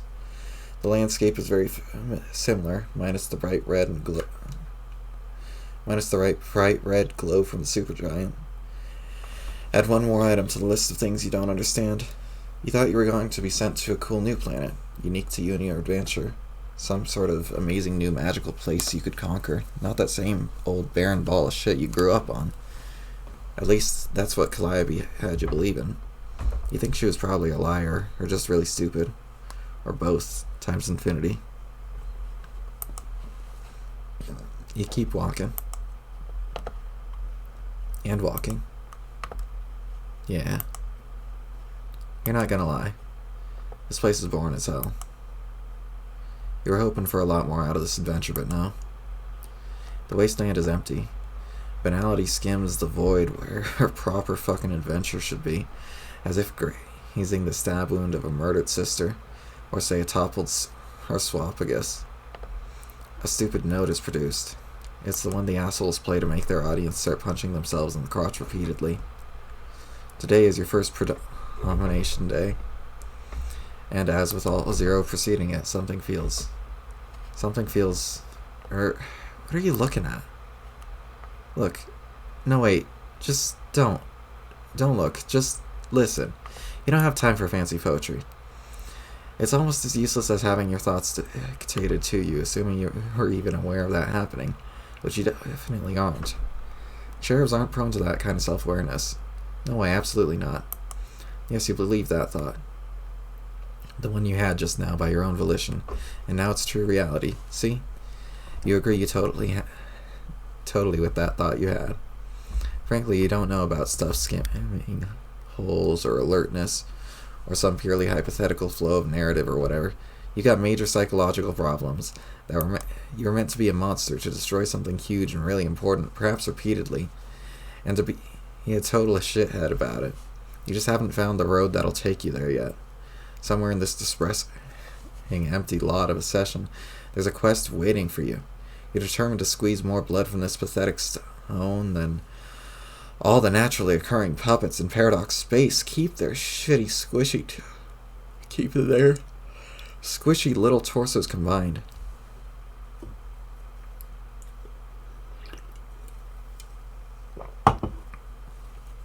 You stew in your own quasi-lucid hostility as you think this very thought.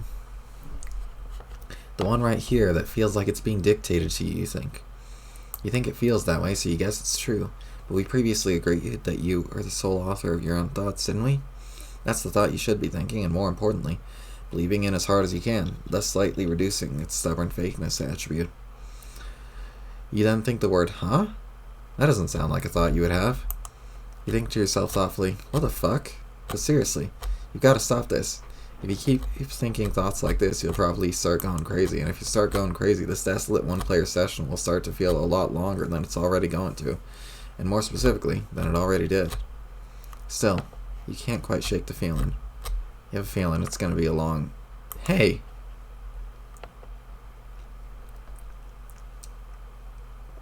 What's that over there?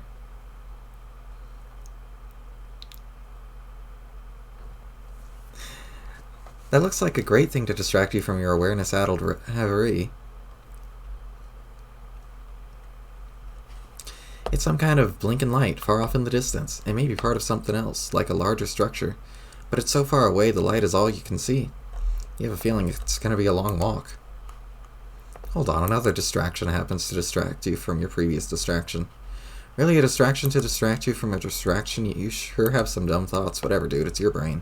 Someone is contacting you, but you don't remember bringing a computer with you. Alright, it's your sister's computer. Still stored in your shared Stilodex. You never understood what a kid chained to her bedroom needed with a portable computer. It made you mad how stupid that was.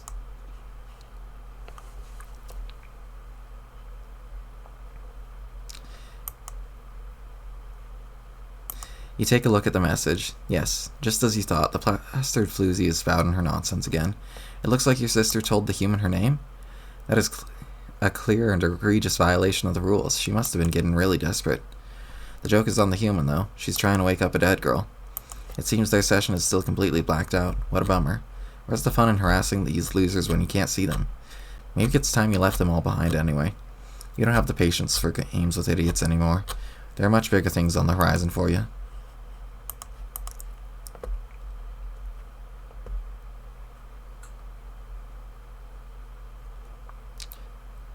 Psst, hey, Calliope's bro, I got a secret message for you. It is, Calliope. So, did that work? Calliope? It's 3 times the charm. Come on, wake up, sleepyhead. Lace sign. Maybe you're just AFK. I hope your dumb piece of shit brother doesn't end up eating this instead. Man, I wish you would wake up. Really want to talk to a friend about everything that just happened. I mean another friend who's not part and parcel to my 3 BFFs ridiculous nonsense. Guess I'll just give you the scoop on the haps for whenever you wake up. So yeah, we all finally entered our game. I think I was being the worst kind of turd for opposing the idea so long. I guess I thought I was being noble, like sacrificing something that was important, and we all wanted anyways, just so I could fuck with the witch and her plans. But I don't know what I was thinking, because this shit is pretty great, I have to say. Now we're all of a sudden in this crazy place full of pretty green hills and a black empty sky. I never actually seen anything like plants growing or a countryside. It's so beautiful and quiet here. I mean, the racket my loudmouth pals are making notwithstanding. We're just chilling at Jake's old broken house on a mountain figuring out what to do. Well, this all happened so fucking fast. I can't believe we're all together like this suddenly, just hanging out, an actual person in our moon jammies.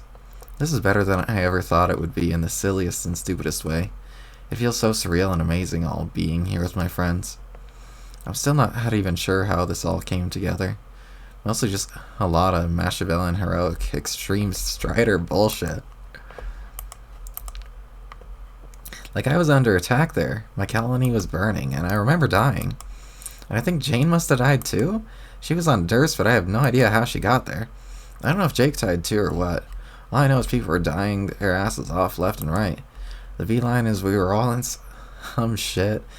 Dirk, I think, must have killed himself and, like, shift his own head to Jake on Makeout Island, but Dirk also kissed me, it would seem. Well, I was too dead to notice, unfortunately. But then I woke up on Durst, which was getting worked over by the red shit too, and there Jane was, all lying there bloodily and heartbreakingly and probably dead, so I knew I had to kiss her, but God, I feel so pathetic, but I just couldn't do it for some reason. I wanted to, but I guess the blood grossed me out, and I'm a total disgrace of a friend. I don't think I'll tell her because it's too embarrassing. Then Dirk wakes up and kicks my squeamish butt out of the way and kisses her even in spite of his superhuman gayness because he sucks less as a hero. And then we're blasting off suddenly on his fucking rocket. I don't even know what's happening, but it's all so awesome, and we scoot by somewhere and pick up Jane in her yellow dress, and now she's flying with us, screaming the whole time. And then we get to Jake's place, and shit everywhere is on fire, and he's asleep there, so Dirk splashes him with a bucket of ocean and tells me and Jane to hide. So we do, and Jake wakes up and starts arguing with Dirk's gross head for the fucking future and climbs up on this stone wall for some reason and starts making out with it. His head while the volcano explodes. Jane and I are like, what the absolute fuck, while Dirk's just there with his bucket, all like, yup. Then we all ate out of that popsicle stand, so now here we are. Wow. That story is a goddamn mess. What did I even just say? I don't know. I'll try to make better sense of all this later. I just wanted to tell you and thank you for all you did to bring us together like this. It has meant so very much to me. Oh, guess what? I even have a new lightning bug pal. He's totes cute and friendly and brinky. He's all get out. I think I'll name him Dr. Blinkbottom. Now that's shit. How about Twinkly Herbert? Wow, that's kind of sucky too. So I am a keep it.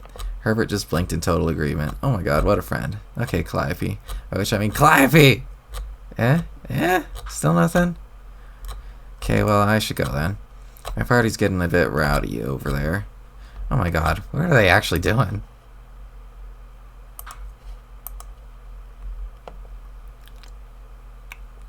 Not even 10 sticking minutes into our magic befriend quest, they're already jacking up the drama. Need to flag down the drama ambulance, haul those fuckers away.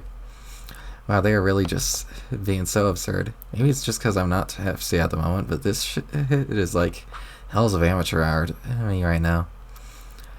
Maybe if I wasn't as sober as a nun getting slapped by a librarian, I wouldn't even notice. For reals though, may I just say, dying is a hell of a way to sober up quick. Gotta remember that trick. So hey, wake up soon. I'll try again later. Must deal with some shit now. Ugh, I think I could use a drink.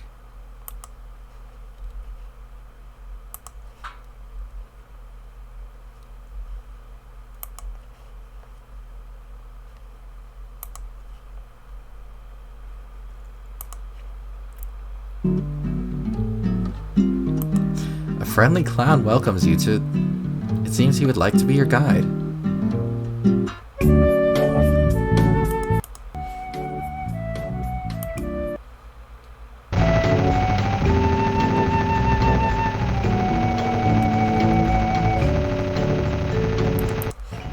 Caliborn? Caliborn, what are you doing? Stop it! You finished brutally gunning down a semi-innocent clown for like 5 solid minutes and turn your attention towards the mysterious tower. What the hell is this thing? Maybe that clown could have helped you understand what you're supposed to do in this empty wasteland, but no. You had better ideas. And all of them were bullets.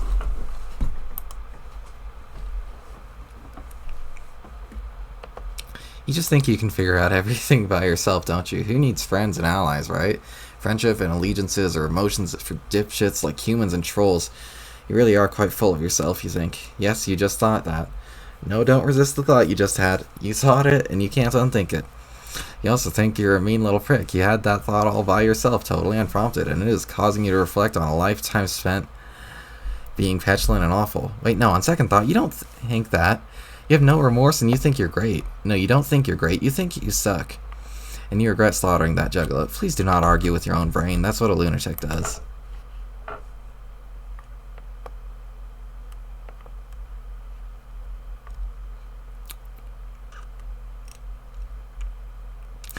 You really are upset that you killed that sweet, helpful bard. No, don't pretend you aren't. He only wanted to be your guide. Would that have been so bad, you wonder? You wonder this to yourself while a tear rolls down your stupid red cheek. You turn away so that no one can see you cry, but you let a muffled sob, and everyone can tell you how sad you are. Hey, voice in my head. Yes? Shut up. No way, then who would describe what you're thinking and feeling? Nobody. I can think my own thoughts just fine. They're less stupid and condescending than the thoughts you tell my brain to have. But your thoughts are shitty. You should be grateful to have someone to spice them up for you. No, what's shitty is you. And what's also shitty is this shitty piece of shit machine you live inside. I don't live inside this thing, you idiot. This is sort of like a radio tower. It receives and transmits signal. That's kind of obvious. It's not obvious. It's dumb and confusing. I demand to know what's going on. Tell me. Gamzee could have told you a lot of stuff. Who? I can't believe you shot him like that. What's the matter with you? He was literally the first living being you ever met in your whole life, and you gun him down without a single word. You've got some problems. Oh, the clown? He was dreadful and purple and needed to be exterminated quickly. He was a huge fan of yours and was really looking forward to meeting you. He wanted to help you with your quest. This is my planet. No one else can live here. I don't need help. Yet you want me to tell you what's going on. Yes, tell me immediately. Nah. Ah! What? I'm getting frustrated, both by you and this fucking keyboard.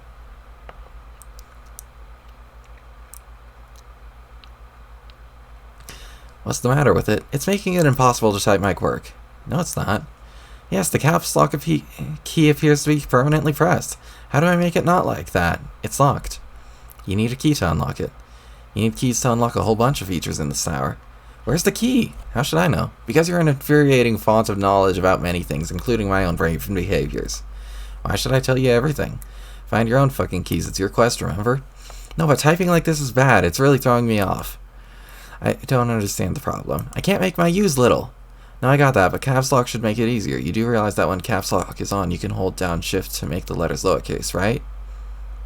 What? No, I don't use caps lock. I thought it was supposed to be like a training key for... A training key? Maybe also for girls for when they get hysterical and make their letters shout? Okay, got it. Really great theories here. So, how do you usually type then? Just never mind. Hang on. Are you saying you hold down the shift key with one hand while hunting and pecking for all the letters with the other? And whenever you type a U, you just let go of shift? I said never mind! Wow. Okay, look. I can acknowledge that the method you proposed is a lot more efficient and sensible. I just have my own style that I'm comfortable with, and also, I just never thought of that. How old were you again? Fuck you. Okay, the thing is, don't tell anybody I said this, but I've always had a lot of trouble at learning stuff. Yeah, I know. Fuck it, I'll just type in all big letters, even the U's, who cares? Looks like someone just took his first big step towards growing up. Actually, typing like this is way better. Looks like I win this round, asshole. Win what? I was the one advocating the use of caps lock in the first place, doofus. Don't antagonize me. You aren't a funny person. I can tell you think you're funny. I may have problems learning, but I know when a piece of garbage is trying to be funny unsuccessfully. You're right, I do think I'm funny. Sometimes. Maybe I'm wrong, though. Haha, you are. Just a wrong and unfunny guy. We all have our flaws to overcome. I do my best, just like you. Think of all you've done in spite of your learning problems. You didn't let your disability hold you back, did you? I guess. You won that game of chess with the stupid gambit, switching the hats, remember? It was a lame ploy and totally not in the spirit of the rules, but it also got under his skin enough to force a loss anyway. You also hired Jack to murder your sister, which was a dick move, but reasonably clever. Yes, those things I did were great. Well, they weren't great so much as terrible, but the point is you can accomplish anything if you put your mind to it. Just because you struggle with learning doesn't mean you can't realize your destiny. You just have to work a little harder at it, and if you're dealt a lousy hand, and you definitely were with this shitty solo session, then you have to work even harder. That's what I'm gonna do! I know you will. You're gonna prove all the haters wrong, exceed your own limitations by miles, and accomplish more than you ever dreamed of. Yours is quite an inspiring story, actually. It's just a shame that all your accomplishments will be so horrible.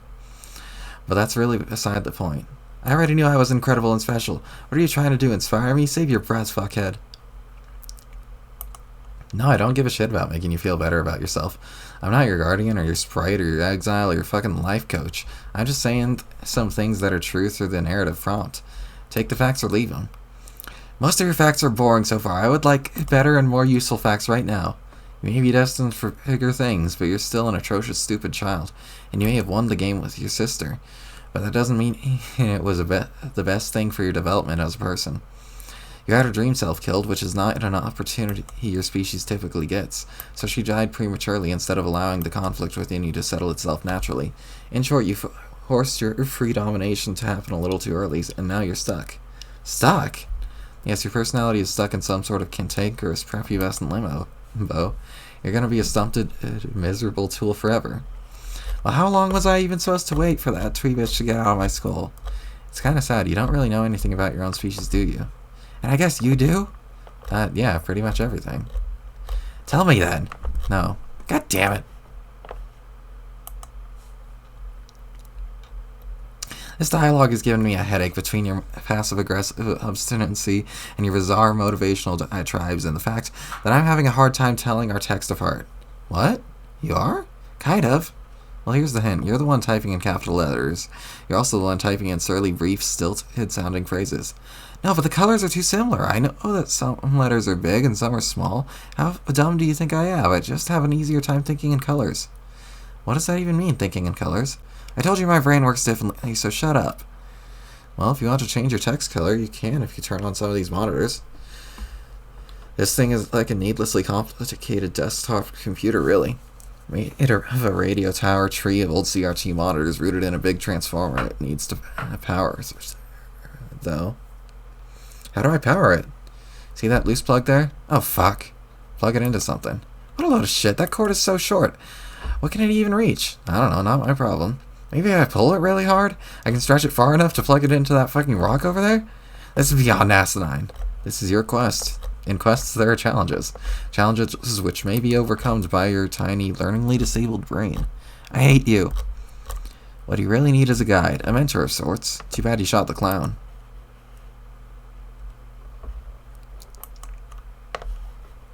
Stop touting the wisdom of that imbecile with a disturbing underpants. The only thing he's taught me is how to receive hundreds of bullets through the torso in the least dignified manner possible. And also a crash course in dying a painful death, hopefully. Sorry to disappoint you, he's not dead. What? What did you expect? He's clearly a god tier. Bullshit. Haven't you ever seen a god tier before? You do know what that is, right? Yes, I know what that is. Then you know he's immortal and can only die under very specific circumstances. Guess there's no point in trying to kill him. But his wings fell off. I saw them fall off. Yeah, I guess they did. So? So I think he's probably faking. Oh, please, paranoid much? Why would anyone go to that kind of trouble? What would even be the point? You would have to be a jackass to do that. I don't know why he's faking. I just know those wings were bogus pieces of shit that were, like, strapped on. Which means he's a fraud. If you don't believe me, just see for yourself. Huh? You made the rookie mistake of turning your back on the body. Oh my god. How could he possibly still be alive? See, fit as a fiddle. Barely a scratch on him. Just please don't shoot him again, okay? If you say he's immortal, then it shouldn't matter, right? Yeah, I know what I said. Alright, maybe he's not God tier. Who can really say for sure? Just try giving the machine gun a rest for a while. He really wants to help you. I don't understand why this fucker won't die. He's a hilarious, rascally clown. You know how it is with clowns. No! They're notoriously difficult to kill for reasons that basically don't make any sense. I'm personally not aware of a single timeline in which this codpiece packing moron dies. Wait, what does that mean? It means you can't keep down the clown. Say it with me. You can't keep down the clown. No, I won't say that. Say it. You can't. Go fuck yourself. Just tell me what it means. It means crazy clowns won't die for some reason. In adventures such as yours, they tend to linger long past their welcome. They linger and linger and linger, and just when you think you're totally fed up with their bullshit and you can't take another second of it, they just linger some more. And you never know what they're up to, and they're always scheming in the shadows, and it's quite possible that whatever master plan they're hatching doesn't make the slightest bit of sense at all. But it doesn't matter. It doesn't matter how stupid the clown's schemes are or how sick of him everybody is. He just won't die. This is honestly the worst sales pitch for a mentor I've ever read. Granted. But come on, just let it slide this one time, please. Just no more shooting. You can slap him around if you want, that's fine, but shooting is off limits. Why? Because you can't kill him. He's the most important character in what? Well, okay, maybe not the most important character, but he's still really important. Seriously think you've been fucking with me.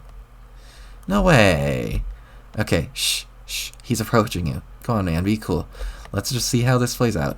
It looks like he's got a present for you. Oh, I wonder what it could be.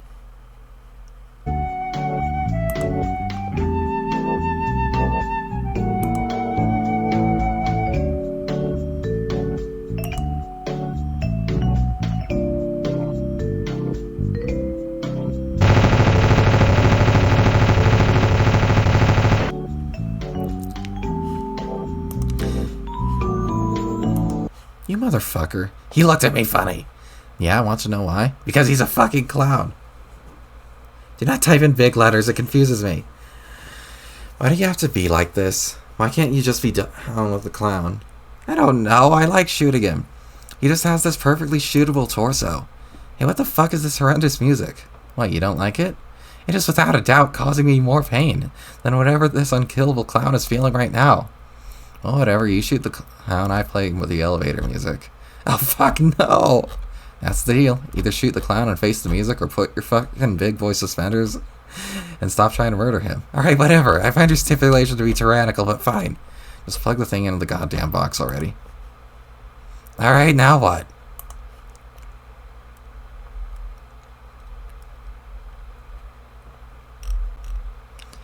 Now all the monitors have power. Each one is set to a different channel, but they won't display anything unless they're unlocked. To unlock them, you unlock them by finding the right keys and using them on that little model of the radio tower next to you. One of them is unlocked for you already. Can you see it up there? Yes! Yes, I can see it! It is a view of my dead sister. What a beautiful sight. She really makes a more breathtaking corpse than I imagined. Whatever you say, weirdo. Anyway, it's like I said, this is a glorified computer. If you want to change your text color, you can sample some pixels from the display. This is perfect. I was intending on using her future green blood to color my text. Were you? Yes, it was going to be like painting my words in her blood as a token of my ruthless triumph. Then on the next time I was going to harass somebody, it was going to be all like, look who won, it's just me now. And then it would be like, now what's up, bitches? It was going to be so badass. Okay. Also, this is a funny coincidence, but I was also batting around the idea of stealing her big U's anyway. I mean, as another kind of trophy. To let people know I'm whole. I'm the best sibling, and the best sibling is in charge now. I was on the fence about doing that, though, but I guess your stupid locked keyboard maybe forced the issue. But I'll just say badassery was the reason, and omit the tedious anecdote about the keyboard. So yeah. Then let's consider this a serendipitous facilitation of all your most juvenile typing fantasies. Let nobody henceforth mistake you for a guy who isn't trying as hard as he can to type like a cold-blooded motherfucker. Yeah, that's what I want. Great, now grab the mouse there and pick a new color. Excuse me, what the fuck is this? It's a wireless mouse. No, it's this awful kind of mouse. The kind with glossy orb. I hate these. Yeah, trackballs are pretty terrible. Can't argue there. My thumb claw is kind of slipping on the shiny ball. This is incredibly difficult to operate. I don't really envy your situation. Also, this is an awkward vantage. If I want to use the mouse to look at the screen, I have to stretch my arm really far and kind of twist my body to look around the corner like this. Well, maybe that's why it's a wireless mouse, so you can pick it up and walk around the tower and use it on whichever monitor you want. But I can't move it. Pardon? It's stuck. Why is the mouse stuck? Probably because it's welded to the counter. Are you fucking serious? Yes. I cannot believe this. What sort of asshole would set up a wireless mouse and then weld it to the counter? That's a hell of a question. Oh. I am so pissed off at this. Who's responsible for this nightmare?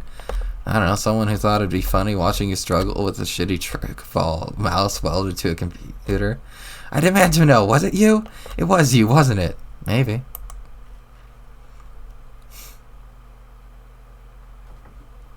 Mark my words, whoever you are, someday I'll track you down and kill you. You already did. Liar. It's true, it happened in, like, the quasi-future. What?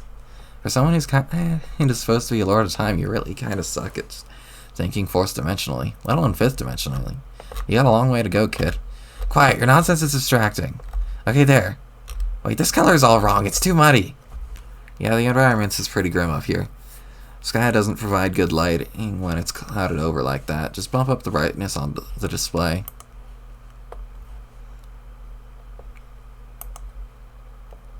Okay, how's this?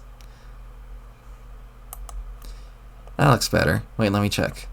Oh yeah, 2ED73A. That's correct. What? That's the hex code for the color. What the fuck are you talking about? That's the numerical representation of the color in hexadecimal format. Okay, so I was just double checking to make sure it was right. And it was right.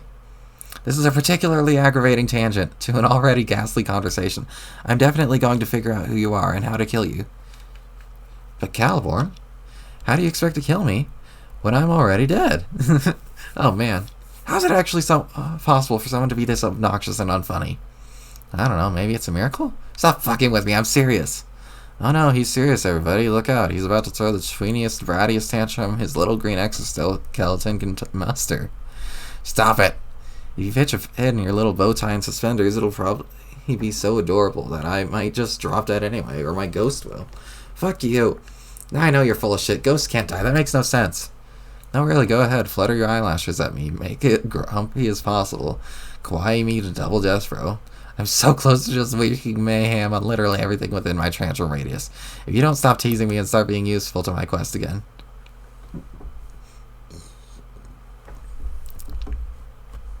Wait, shh, settle down. Something important is happening. What? The clown, he wants to give you another present. Oh, God. But seriously, the present is really important. Just turn around and receive it graciously from your new mentor. He's not my mentor. And remember, no more clown shootings or I play the music again. Ugh. What is that? What does it look like? It's a magic crowbar. Why is he giving it to me? I'm not sure. I thought you knew everything. I know a lot of things, but I don't always understand his motivation for doing the stupid things he does. Why not? I just don't. Like one time, he sold a girl some potions. I have no idea why he did that. Potions? Yes, potions. He also threw some corpses into a Sprite and to revive them and fuse their identities to create a disturbing freak of nature. I'm still not sure why he did that. Probably just to fuck with anybody. What corpses? It doesn't matter what corpses, just some corpses, okay? The point is, he probably didn't even have any reason for doing it. He was just being weird and capricious. But that doesn't mean it didn't end up serving an important purpose anyway. After the fused corpse Sprite exploded, both of their ghosts got fed up and decided to start working together. And now they're doing some important stuff in the afterlife. But I kind of doubt this clown had any idea that would happen. Or maybe he did. Who really knows this with clowns?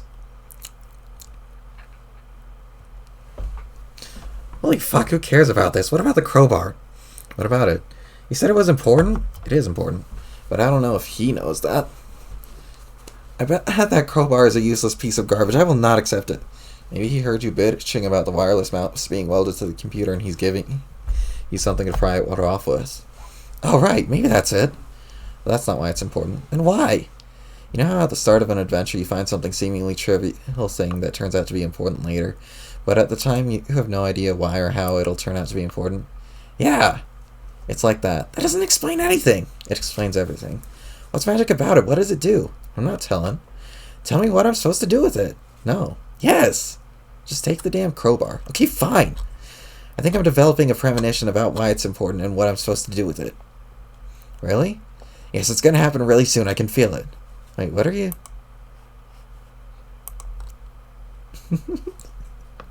Hey, stop that. What did I say? You said shooting the clown was off limits, but I'm still permitted to smack him around. I'm just following the rules. That's true. Okay, I'll allow this. Yes!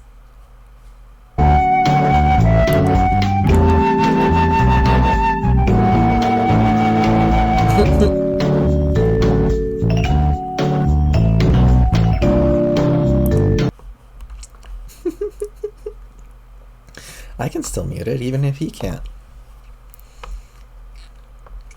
You piece of shit! I stopped allowing it. I think you must have mental problems. Ones that are worse than mine, I mean. I just want you to be friends with him and stop beating him into a chroma with a crowbar. Or riddling his sad floppy body with full metal jackets. Although I will admit it is hilarious every time that happens. Oh, this is amusing to you? Then what if, for a laugh encore, I started fucking up your dumb tower? No, don't!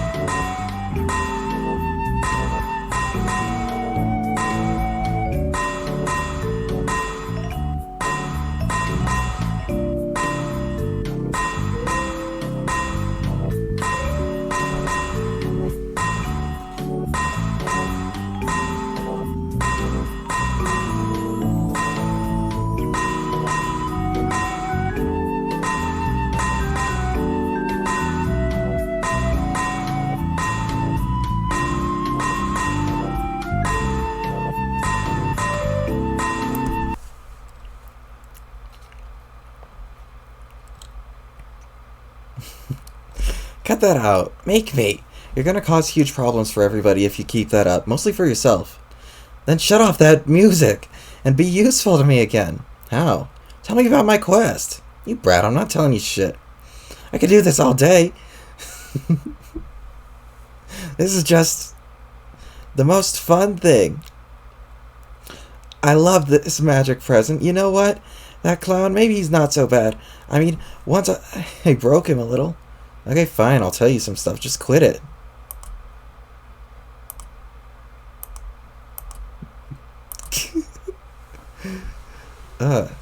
Thank you. Now, exactly what would you like to know? Everything. Everything is a lot. Care to narrow it down a little? Obviously not the boring, irrelevant things. Definitely not things like who kisses people with their unpleasant, non-skeletal, smushy lips. Just all the things I need to know about to win this game. That's not how adventures work, though. You don't just make some omniscient narrator inside a computer tell you everything all at once. There's like this whole process to it. You reveal certain things at the right time, depending on whether the hero has met certain requirements and is ready to learn those things. What you learn and what I tell you is more up to you than it is up to me. Who cares? I don't want your excuses.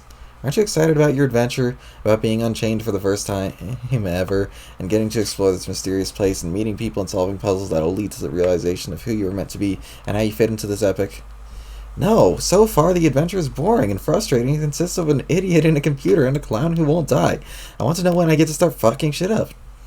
You'll definitely get to do that later. When? Not long from now.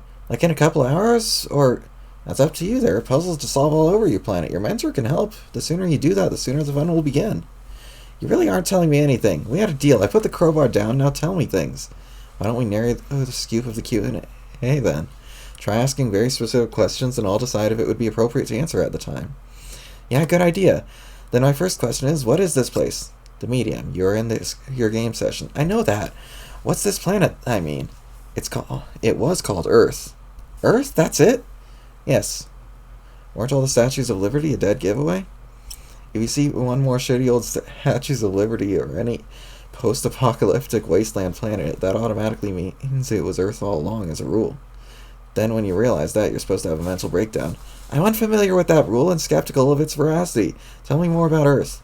It's the place humans are from, but that was a very long time ago with respect to the planet's current age. Earth's been through a lot. It was and relocated a couple times. Yes, I brought it with me, I think, into the game. Yes, but it was relocated once, even before that. It was moved from its native solar system where it circled around a little yellow sun. Then it found its way to a new system around your big red sun, and it stayed there for a good while until your sun started dying. Why would someone move its planet? Its universe was about to explode, so its proprietor closed up shop and got the hell out of there. How? That's not important for you to know. Suffice to say, planets just have a way of scooting around in this adventure. Okay, why is this my planet in the game, though? Because your kernel sprite turned into a black hole and sucked it all into your session. No, I mean, I thought it was supposed to have a cool and special place, like a land of something and something. You do, you just have to unlock it. That is when your real quest will begin. How do I do that? You know, finding keys, solving problems, all the potential for extraordinary achievements. Your quest must be unlocked first. We've been over this. Where do I find the keys? I don't know. Lies! Why would I know that? You think I'm like an encyclopedia on key locations? I got better things to do think about than where all your stupid keys are. Find them yourself. Better off to it. No, more questions first. What am I ultimately striving to unlock to make my real land appear? Is it some sort of giant fancy keyhole? No, more like a big door. A door to what? Treasure? Kind of. If there's any treasure in there, it would be guarded by your denizen. What's that? A powerful monster that rules your planet asleep in the core. He appeared here the moment Earth got sucked into your session. What kind of monster? Is it a deadly, challenging monster? Yes, he is the deadliest, most challenging denizen of all. He very rarely appears in game sessions, and he's usually designated for the most naturally gifted warriors. His name is House. So my goal is to burrow fuck deep into the center of this Earth, unlock his door, and then destroy him? Sorta. You can fight him then and there if you want, but that won't do you much good. And not just because he'd probably kill you instantly. You're better off listening to him. Why? Because he'll make you an offer. By which I mean he'll give you the choice. The choice to do what? I won't tell you that. Fuck no, you were on such a roll of not being shitty. It's just a very important decision and you'll have to take into consideration once you hear it. Something unique to you and your journey.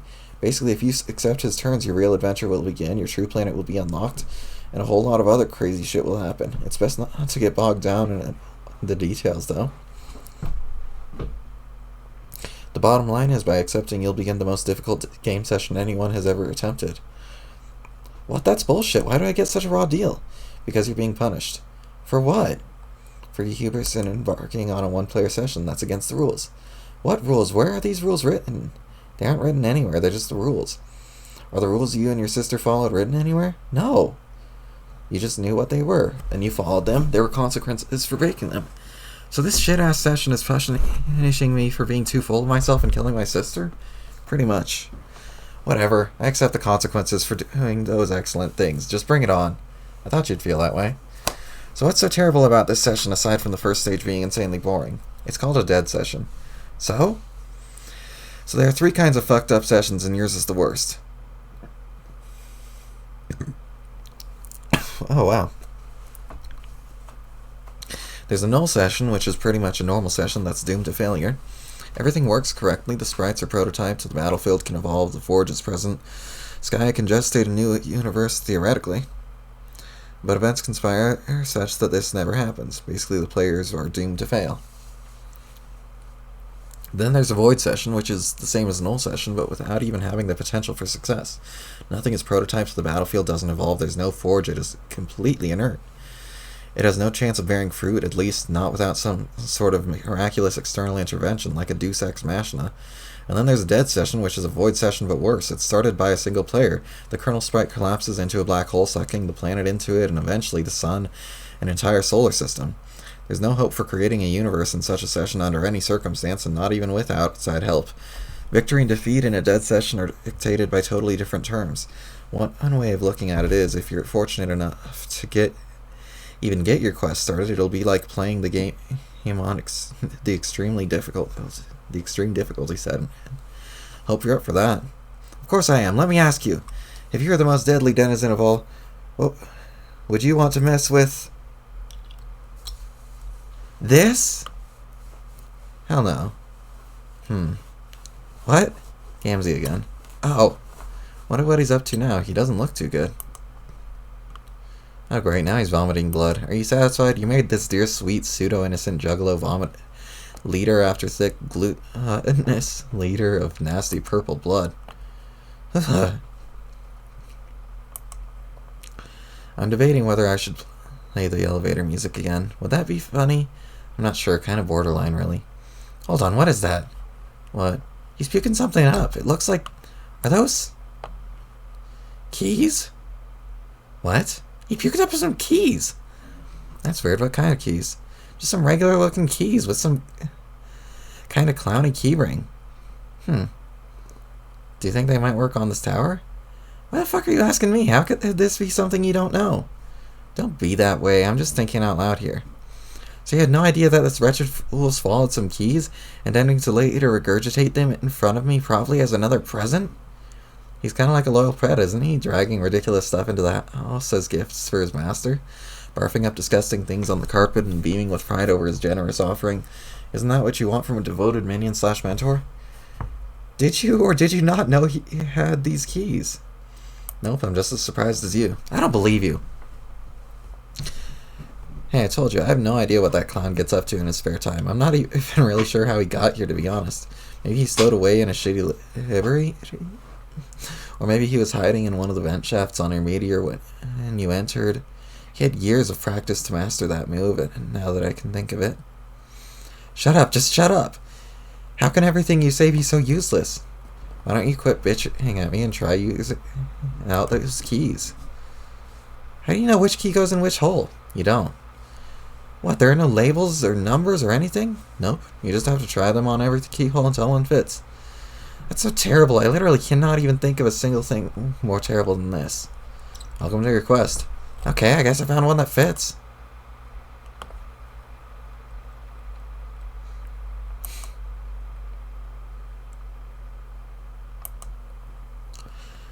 Ah yes, it's the bumbling twit. Where is he? He's in his game session, exploring his land. His land looks cooler than mine. It is cooler. That fucker, I'm so going to mess with him now that I can see him. Hey, why can I see him now? Their game was blacked out last I looked. You were looking through a standard chat client viewport. This tower signal bypasses the field of void permeating the session. As long as you find the right tower, the right monitor, and have the right key, you should be able to see anything of existence from this planet. Interesting. Try another key. It's the Dirk human. He's somewhat tolerable, I mean, as a strong and competent male. What, so you're down with the Dirk? No, all I'm saying is the death I wish on him doesn't have to be especially painful. It could be like going to sleep with maybe only a short screen. I think you want to be bros with him. Shut your mouth, I'll try another key.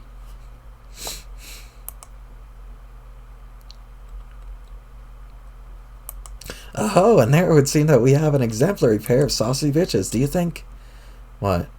No, never mind. It was a frivolous question.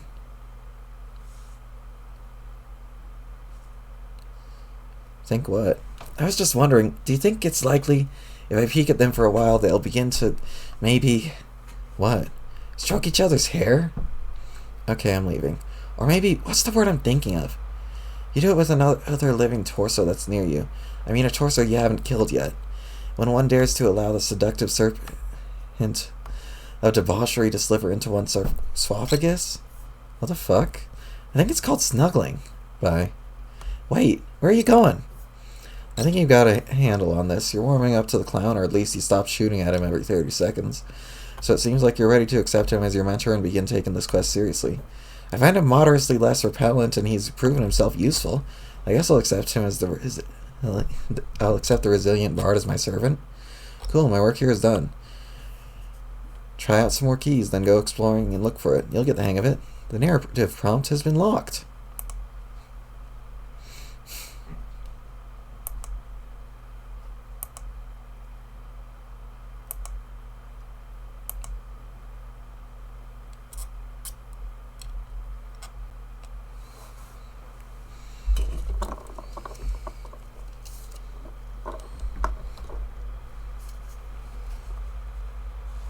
End of Act 6, Intermission 4. Ugh. Okay, now I'll end it.